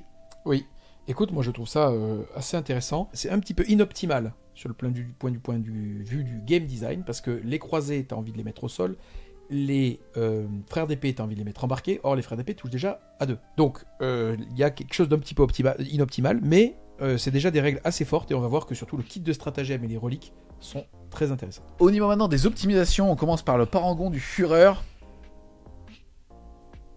2 Führer. Ah pardon 25 points quand même. On fait un petit peu attention à ce qu'on dit. Le fait est que le porteur va avoir +2 en force et s'il a débarqué dans le transport, +1 en dégâts. Donc là pour le coup tu peux faire un smash très énervé quand même. Oui, très. Tu veux sur qui ça plus rarement en smash Smash Captain, Smash Advance Charge, tu veux sur qui? Oui, le Marshal qui va se retrouver à faire 10 attaques, force 9, dommage 3, létal, crit 5. Lui il gifle, je pense. C'est le bon pote. Voilà, tu peux imaginer aussi des personnages Space Marine, puisque on a dit que il n'était pas Epic Hero pour l'instant. Si tu le fais passer +1 dommage, le champion de l'empereur, force 8, +1 dommage quand il sort d'un transport. Bon, ça me fait pas rire du tout. Donc... Surtout qu'on va voir, mais s'il décide d'aller à plusieurs dans un transport, il y en a une autre bien après. Si tu veux faire ton van. Mais lui, concrètement, il va mettre, donc, on a dit 6 attaques, force 8, dommage 4, anti-personnage 5+, précision, dev wound. S'il est avec des intercesseurs, il reroll. Ouais. Oh. Il rigole pas des masses. Non. Ensuite, on va avoir chef de cœur de bataille. On rappelle que dans ce détachement, si jamais vous débarquez d'un transport et que vous faites une charge, l'unité adverse va devoir faire un test d'ébranlement. Cette amélioration qui coûte seulement 10 points vous permet d'avoir un malus de -1 à ce fameux test de commandement. C'est toujours pas mal, c'est pas mal. Pour 10 points, si vous reste 10 points, il faut le prendre. Yes, ensuite on va avoir les Sevo Ostogur qui vaut 15 points, qui permet tout simplement de prendre une unité à la phase de tir ennemie à 12 pouces du porteur et de dire toi, t'as pas de couvert. C'est pas mal, après, c'est pas si opérant que ça, parce que c'est un peu one shot. Si c'est visible et à 12, bon, normalement, l'adversaire, il répond le tour d'après. Donc, je peux y aller? Tu peux y aller. Je peux me faire kiffer un peu. Oui, fais-toi kiffer. T'as vu la golf? J'ai vu la golf. Il y a combien de places dans la golf? Tu as vu les phares anti-iode? Les phares anti-brouillard. Tu vas te le volant? Je l'ai acheté à l'Aide-Poste. Oui. C'est con qu'on soit pas à la plage alors, Olivier. Exactement. Non, mais... Il n'y en a pas beaucoup qu'on l'arrive par ce kilo, ils sont très fiers de l'avoir. Voilà, oui. En tout cas, héros du massacre sacré, bon, clairement, excessivement fort, ça vaut 15 points. Figurine Adeptus Astartes seulement. En gros, si le porteur commence la partie au moment de son déploiement, donc dans un transport assigné, donc uniquement Rhino Impulsor, oui. Il va avoir un mouvement scout de 9. On rappelle que si un transport a le mouvement scout, alors il le donne aux unités qui le rejoignent. Par contre, c'est dans le cadre où, pour que les unités le donnent à leur transport assigné, c'est toutes les unités qui vont dedans qui doivent avoir le scout. En tout cas, on va voir dans le kit de stratagème qu'il y a dans ce détachement des mécanismes d'ouverture, et encore une fois j'insiste, pour jouer à Warhammer, il faut ouvrir le jeu, comme dans tous les jeux en fait de stratégie, il faut set up le late game dès le début de la partie. Et là on va voir qu'il y a des choses absolument décisives qui vont pouvoir faire en sorte que vos unités sont réutilisables, et ça c'est kiffant, parce que vous êtes un Marines, vous n'êtes pas là pour mourir en fait. Marche pas comme ça. Hein. On est d'accord. Tu fais bien, donc on va faire la transition avec une cause continue. Au niveau du kit de stratagème, celui-ci coûte 1 PC. Vous utilisez à la fin de la phase de combat ami ou ennemi une unité infanterie de votre armée qui était éligible pour combattre à cette phase. Donc soit qui avait fait une charge, soit qui était à portée de mêlée au moment de s'activer pour pouvoir le taper. Alors, cette unité, si elle n'est en portée d'engagement d'aucune unité ennemie, va pouvoir faire un mouvement normal de jusqu'à 6 pouces. On rappelle qu'on a le droit d'embarquer. Par contre, ici, il est bien précisé que vous ne pourrez pas embarquer dans un transport si vous avez débarqué à ce tour. Oui. On peut pas faire l'arlequin, je sors, je te tue, je rentre. Bon, heureusement, on est un Marines, donc voilà. Et ça veut dire concrètement que vous avez fait un mouvement, vous avez mis en place votre positionnement au tour 1, et votre adversaire vient mettre une unité sur un objectif, parce qu'il faut bien qu'il joue au jeu. Vous avez la possibilité d'aller le gifler, et de rebouger de 6, et de rembarquer. On peut même imaginer que votre mouvement, vous sortez d'un véhicule, vous allez le gifler, vous bougez de 6, vous réembarquez pas, vous allez juste vous mettre derrière un mur, et c'est fine. Voire même, vous êtes agent solitaire avec un champion de l'empereur, et vous vous remettez pas derrière un mur parce qu'il n'y a pas de mur disponible, mais vous rebougez de 6 vers chez vous, ce qui va rendre votre agent solitaire à 12 pouces beaucoup plus difficile à activer. Donc ça, c'est un PC, c'est un niveau de... Enfin, ça vous donne une ingénierie sur table, une agency, comme on dit en anglais, donc pas trop de mots vraiment comparables en français. Ça vous donne des possibilités, un inventaire de capacités, donc un univers des possibles qui est gigantesque. Ensuite, autre stratagème intéressant, c'est sortie intransigeante. Alors celui-là, il va peut-être nécessiter une fac parce qu'on l'avait pas compris de la même manière, je pense que tu avais raison. En gros, on va utiliser à sa phase de mouvement un Land Raider qui n'a pas encore été choisi pour se déplacer. Et on va être capable d'en débarquer non pas en 3 mais à 6 pouces. Donc c'est vraiment une téléportation à 6 pouces du véhicule. À voir hein, si c'est finalement on veut que on le déclare à la phase de mouvement et on l'utilisera une fois que le Land Raider se sera déplacé. Aujourd'hui il y a les 2 wordings qui existent au sein de Warhammer 40 000. Dans l'écriture, comme tu l'avais comprise, en réalité c'est juste un débarquement à 6 qui te permet potentiellement de bouger de 6 avec une unité, débarquer à 6 avec une unité, bouger de 12 et cette fois-ci utiliser véhicule d'assaut. Tant que c'est pas faqué, mais peut-être que ça le sera pas.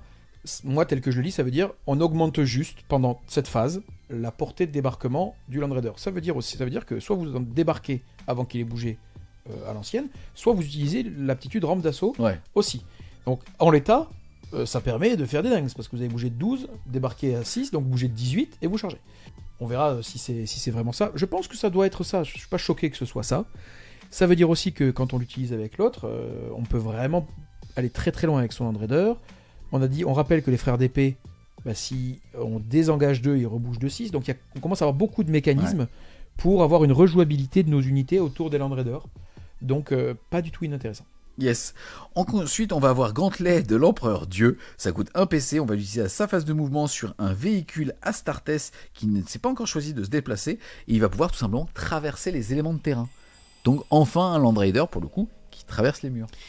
Ou un impulsor exécutionnaire, tout ce qu'on a vu tout à l'heure. Voilà. Donc là, vous avez un Land Raider qui bouge de 12, tout droit, à travers les décors, qui vous flambe la gueule parce qu'on a pris un Redeemer, parce qu'on regarde pas le budget. On est dépensé sans compter. Et 10 frères d'épée sortent de là, à 6, et vous chargent la gueule. C'est pas mal ça. Ouais. En fait, le fait de donner un transport assigné Space Marine, le fait d'ignorer les murs, c'est fort quand même. Et puis on va voir qu'il y a d'autres effets pour les frères d'épée, justement, qui sortent de Land Raider. Ensuite, on va avoir N dirigé qui coûte un PC, qui va s'utiliser à la phase de charge. Tout simplement, les figurines qui débarquent d'un transport pour charger vont pouvoir ignorer les figurines qui feraient des cordons devant vous. Quand même vraiment pas mal. Oui, ça veut dire que vous allez pouvoir impacter un petit peu ce que vous voulez.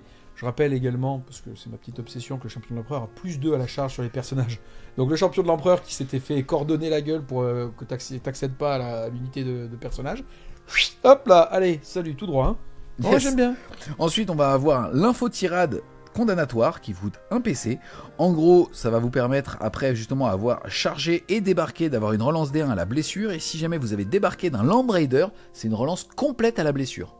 Déjà, parce que c'est encore une fois ma petite obsession, on se rappelle de Devwound Anti-Personnage 5 pour un PC. Si vous sortez du Land Raider, vous êtes reroll des blesses avec votre... Vous n'avez même pas besoin de vos intercesseurs d'assaut, part tout seul comme un solitaire, parce que pour un PC il va traverser les unités adverses, et boum, ça marche. Mais aussi avec le pack de frères d'épée.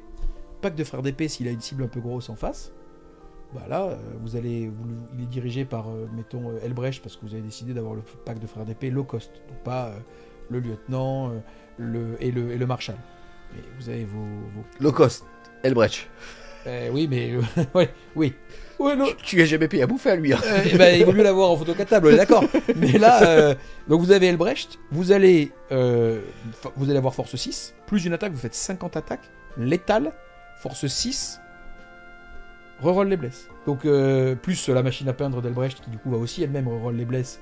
Voilà. Donc évidemment là vous allez tuer ce que vous allez contacter. Hein. Juste je te coupe, excuse-moi, on va continuer là-dedans. Coq béni, dernier stratagème, 2 PC. En gros vous allez avoir -1 dégâts à la phase de tir quand on vous cible sur un véhicule. Voilà, c'est fait, c'est très tranquille. 2 PC c'est un peu cher, mais tu sais que tu l'as. On revient sur ce qu'on disait. Excuse-moi. ça va nous permettre d'enchaîner donc ça et la conclusion. Mais quand tu balances 50 patates, que tu relances toutes les blessures, tu rentres de nouveau dans des aberrations statistiques. Surtout qu'on rappelle que tu peux avoir un vœu qui te donne un plus un bless, ça fait que au mieux, force égale endurance, tu taperais de 4 qui passera à 3, full relance des blesses, ça serait de l'infanterie. Mais tu rentres tellement dans des aberrations, tu tapes aussi fort que t'es con, et les Black Templars sont connus pour ça. Absolument. Donc voilà, les quelques stats, ça peut être assez vite rigolo, sans même compter le létal. Donc juste en comptant que vous êtes force 6 plus un bless, reroll les blesses, un Magnus, en moins 1 dommage, vous lui faites 12,5 PV. Sans Elbrecht, hein, juste les 10 coquins. Donc concrètement, vous attrapez 2 Zika, vous les couchez. Voilà. Donc s'il y en a 2, vous les... Voilà. Et après... Oh le con, ils sont bien beaux de 6 pouces. Ben oui. Ils sont... Voilà, vous les attrapez, rac. Voilà, entre vos fesses, un PC, on rentre dans l'Andraider. Voilà. Et moi j'ai rien vu. Ah ben, ça s'est passé très vite. Il y avait des figurines. Il y avait un bibelot. Il y avait un bibelot. Bon ben ça se voit la trace autour du socle. Non mais non. Tu joues en 1000 points toi. Voilà. Alors du coup un PC tu rentres dedans, on a dit il fallait pas sortir du Land Raider ce tour-ci. Mais sinon tu t'es juste repassé derrière un mur ou t'as engagé un petit truc qui était à côté ou si Rector qui vient de sortir, tu l'engages. Quand il désengage, hop, tu rentres dans le Land Raider. Putain. Lecture. Il va pas faire le malin avec Lecture là, non, c'est pas mal. Plus sérieusement, on va revenir un petit peu, donc prendre un petit peu de hauteur sur tout ça. Il y a beaucoup d'informations, on le rappelle. Donc maintenant, quand vous êtes un joueur Black Templar, vous avez plus le serment de l'instant, mais vous avez accès à des dingueries. Surtout en termes de mobilité. J'ai bien aimé ce que tu avais dit au début sur le fait qu'en tout cas, c'était frustrant d'affronter le Black Templar parce que ça tapait comme des veaux. Et en plus de ça, tu avais des packs qui étaient complètement cons où il n'y avait pas de fun. Franchement, le taper sur 20 croisés à base. Attends, lui il a une sauvegarde à 4. Donc en fait, les petites attaques, je les prends sur les. Tu vois ce que je veux dire, sur les apprentis, machin, je les prends là. Derrière, Feel No Pain à 5. Enfin, c'était chiant. Là, on va redécouvrir une saveur qui est plus basée sur la géométrie et sur les tricks de mouvement, donc c'est plutôt cool. Maintenant ça ne sera pas moins fort. Non, ce que j'aime bien surtout c'est qu'il y a beaucoup de mécanismes qui ont été injectés dans les unités. Ça c'est important parce que à partir du moment où les mécanismes structurants comme le surge move ou le mouvement réactif quand on désengage pour les frères d'épée sont dans les unités, c'est-à-dire que ça peut être transposé et dans différents détachements. C'est pas juste basé sur les détachements. Donc par exemple, c'est un peu ce que je pourrais reprocher au Space Wolf. Les Bloodclaw, leur Surge Move, ils n'existent que dans le détachement Beast Slayer. Là, c'est pas le cas. Donc on peut imaginer que ce Surge Move, ou ce mouvement réactif des frères d'épée, il va être très intéressant aussi en Gladius. Comme je l'ai dit, le frère d'épée, peut-être qu'il est ravi avec son Land Raider de pouvoir double React Move parce que vous avez désengagé, ou simple React Move et remonter dans un Land Raider. On a ça. Le Surge Move sera aussi là. Le Lone Opérative de notre champion de l'empereur sera là aussi. Et donc on va pouvoir imaginer X zouaveries, X dingueries dans différents détachements. Ça c'est top. Toi tu parles macro-gestion, tu parles de tout ça et t'as raison, mais moi vraiment où je trouve que même au-dessus de ça, pour un débutant, attends, qui n'a pas envie de jouer des répulsors ? Des répulseurs exécutionnaires. Ils étaient passés à côté de cette datasheet. Oui. Tu vois ce que je veux dire ? Depuis le début, personne n'en jouait. Même les Space Marines, t'en jouais à l'époque justement de la Iron Storm parce que je bloque Adama, je crit Clétaille. Enfin, tu vois. Mais c'était nul. Enfin, tu vois ce que je veux dire ? C'était juste le je te dégueule dessus. Là, non. Là, tu vas en jouer 2, des petits électros. Honnêtement, les listes d'armées vont être magnifiques. Oui. C'est trop bien. Les listes vont être beaucoup plus White Dwarf. Donc, ça va être très très cool. On va voir des répulsors. On va voir des Land Raiders classiques. Pas le Redeemer qui est monté à des points stupides à cause de son flammeur. On va avoir des Land Raiders classiques. On va voir plein de choses, et puis comme j'ai dit, on va voir des choses... Enfin, je pense que le pack de 20 croisés, ou même des packs de 10, on va les voir même dans les détachements qui sont pas J'ai adoré ce que tu as dit, hein. Demain tu veux jouer juste du contrôle en Space Marine, ce que tu peux difficilement faire, ou alors ça se limitait, excusez-moi de le dire, à 3x10 Terminator sur les objectifs de No Man's Land avec un transhuman. Désolé mais c'est à chier, enfin, tu vois ce que je veux dire, c'est pas fun. Là, le fait de se dire, bah vas-y mon pote, moi j'ai 3 packs de 10 qui vont advance et charge, j'ai 3 autres packs parce que je suis ligne en plus, donc je peux les jouer par 60. Enfin, bref, tu vas pouvoir avoir une armée qu'à base... On fait l'analogie avec les Blood Angels. Ce qui était trop bien avec les Blood Angels, c'est que tu pouvais faire des vraies listes à thème à base de Death Company où les mecs, si tu mettais un copain pas trop con, eux, ils y passaient au C1. Tu vois ce que je veux dire ? Ils ont fait la même chose avec les loups et les Space Wolves. Et bah là, tu vas pouvoir faire des vraies listes de quasiment tous les types à base de 6x10 croisés. C'est trop bien. Mais juste quelques petits exemples là, qui me passent par la tête. On a dit qu'on pouvait plonger ça dans tous les environnements de jeu. Bon ben, imaginez, vous mettez ça en Stormlance. Vous pouvez Advance Charge et Fallback Charge de base. Vous avez à nouveau accès à un Armor of Contempt. Vous avez accès à tout un tas de reliques pas inintéressantes. Que ce soit des frères d'épée et des croisés, ils sont extrêmement mobiles, parce que vous pouvez faire un React Move de 6 flats avec vos frères d'épée. ou avec vos croisés. Donc React Move 6 flat plus Surge, ça c'est stupide. Concrètement, ça veut dire quoi? Vous tuez un truc, vous en engagez un autre. Il essaie de se barrer, parce qu'il a vu qu'il y a 20 connards qui courent dessus avec des épées, il se barre. Bon, il se barre pas dans les 9, enfin au-delà des 9, donc il va pas assez loin. React Move de 6, bon vas-y, tire-moi dessus, si je fais un 1, ouais. Ça va sur un D6. Donc ça c'est un premier sujet. Deuxième sujet, on l'avait parlé quand on avait fait le premier review du premier codex Space Marine. Vanguard. Infiltration. Bien sûr. Le pack de 10 croisés, de 10 frères d'épée full violence. Ou le pack de 20 croisés full violence aussi. Excuse-moi, mais là, tu viens de me dire des trucs. C'est stylé de ouf, tu peux vraiment faire des dingueries. Ouais, je suis d'accord avec toi. Crit 5, il n'y a pas besoin d'adventure celui-là. Hein. Il est Crit 5 létal fallback charge. Il est en Vanguard, donc il a à nouveau accès à un Armor of Contempt. Il a accès à un React Move quand tu le charges. Bon, c'était pas con, tu le charges pas. Hein. C'est infini. Je veux dire, là, les possibilités de build sont trop cool. Donc Black Templar is the new meta. Voilà. C'est vrai qu'en tout cas, c'est vraiment sympa de se dire que cette 10e édition, elle est remplie de surprises. Le fait de se dire que putain, t'es un joueur Space Marine, déjà, t'as été bien toute la version. T'as été moins bien la deuxième année à cause d'un gros con qui jouait sans main croisée. Mais là, putain, toutes les cartes sont redistribuées, donc t'as un an de kiff devant toi avant la prochaine édition. C'est magnifique. Juste si maintenant on essaye un petit peu de faire ce qu'on avait fait avec Mr. M, c'est-à-dire, tu sais, j'adore ce qu'ils ont fait avec les Space Marines du chaos. C'est-à-dire que t'as la Death Guard, entre guillemets l'antéméthodique, mais qui est basée sur le corps à corps. Une fois que t'es au corps à corps, ça tape très très très fort, et avant ça, on va dire qu'il y a des systèmes d'attrition qui sont intéressants. T'as l'Emperor Children's qui est la projection d'Advance et Charge, et ainsi de suite. T'as le World Eater qui tape le plus fort possible, et t'as le Space Marine du chaos qui fait un petit peu tout et qui peut saupoudrer tout ça de tir. Et tu as le Thousand Sun qui est le Marines de tir des Space Marines du chaos. Et donc toi finalement, comment est-ce que tu classerais les Space Marines par rapport au gameplay maintenant?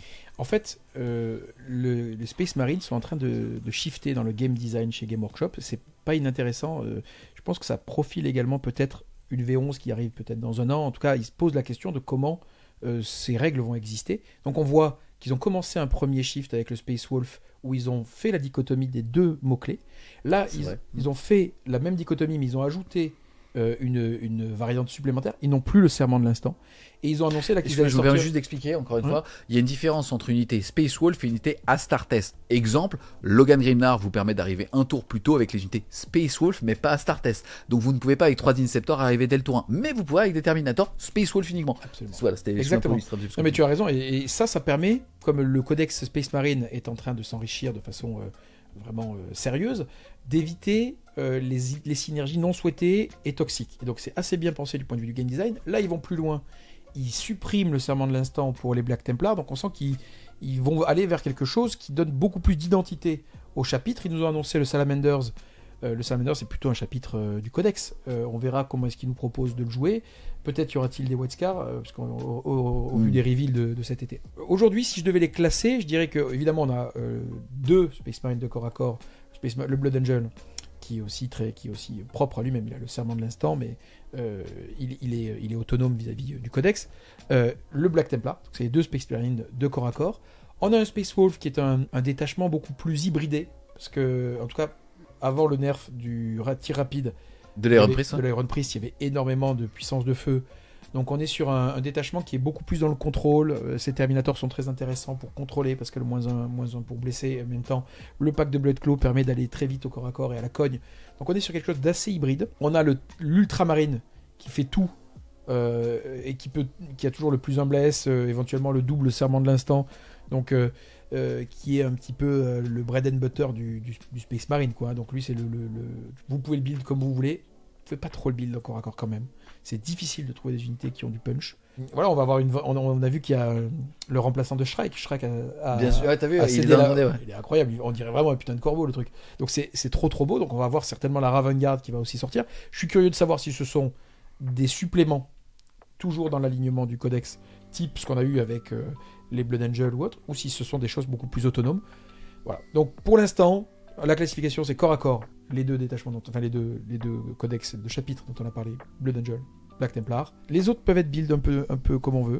L'Ultramarine a des difficultés à aller au corps à corps, le Raven Guard également, mais on trouve, typiquement, le Salamanders, on va se dire, mec, c'est des flammeurs et des meltas. Ouais, mais demandez à Draxagaton ce qu'il en pense. Quand il vous croise, lui, avec son marteau, avec son marteau et reroll des blesses, au corps à corps, ça rigole pas. Donc ça reste un Space Marine, Un Space Marine, ça peut tout faire, mais quand même les deux gros corps à corps. Ils le font bien. Hein, ils le font bien. Ouais. En tout cas, t'as kiffé de découvrir justement cette nouvelle version du Black Templar? Bien sûr, j'ai énormément kiffé ce Black Templar. Je le trouve beaucoup plus sain pour la méta. Je le trouve également beaucoup plus équilibré. Je pense, si on doit conclure quand même, que cette histoire de champion de l'empereur, c'est probablement plutôt un Epic Hero, c'est probablement une coquille, parce que franchement, avoir 3 lone-up pour 90 points qui peuvent blank un dommage à chaque phase, c'est peut-être un peu toxique. Donc, à voir, surtout si en plus on peut leur donner des améliorations. C'est surtout ça pour moi. Ouais. Il y a les deux, parce que tu imagines 3 mecs qui sont là, qui disent, bah toi, je vais sauvegarder à 4+, et puis quand je vais en rater une, On le saura au moment de la sortie, voilà. Au pire je mettrai en épingle du premier commentaire. Voilà. Mais en tout cas, déjà rien qu'en avoir un, ça donne une ouverture de jeu remarquable, meilleure que même Mephiston, et moins cher. Donc franchement, j'adore ce qu'ils ont fait du Black Templar, à la fois en matière de lore accurate. Quelque part, les mecs ils disent bah ouais, serment de l'instant, c'est un peu naze dans l'histoire. Nous on fait des vœux, on prie, on chante victoire. Si le mec il fait le vœu de pas faire le serment de l'instant, t'es niqué. Voilà.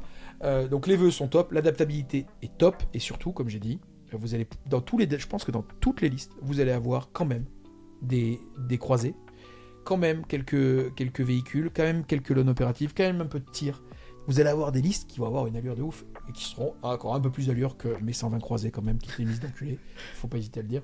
Et donc ça c'est ce que je veux voir sur table en fait. Bah écoute, pas mieux. Un grand merci à toi en tout cas Olivier d'être venu justement nous présenter cette nouvelle version du supplément Black Templar pour Warhammer 40 000. Les amis, on espère clairement que vous allez aimer cette vidéo. C'est le cas, n'hésitez pas à mettre un gros pouce bleu, à nous le dire en commentaire aussi, n'hésitez surtout pas. Si vous voulez aussi supporter French Game Studio et en plus de ça, ce jour-là, avoir automatiquement le codex review des Chevaliers Gris et un petit rapport de bataille avec cet homme contre Mister M, et n'hésitez pas à aller nous soutenir sur cette plateforme, je mettrai le lien en description, et nous on vous dit à plus les Wargamers.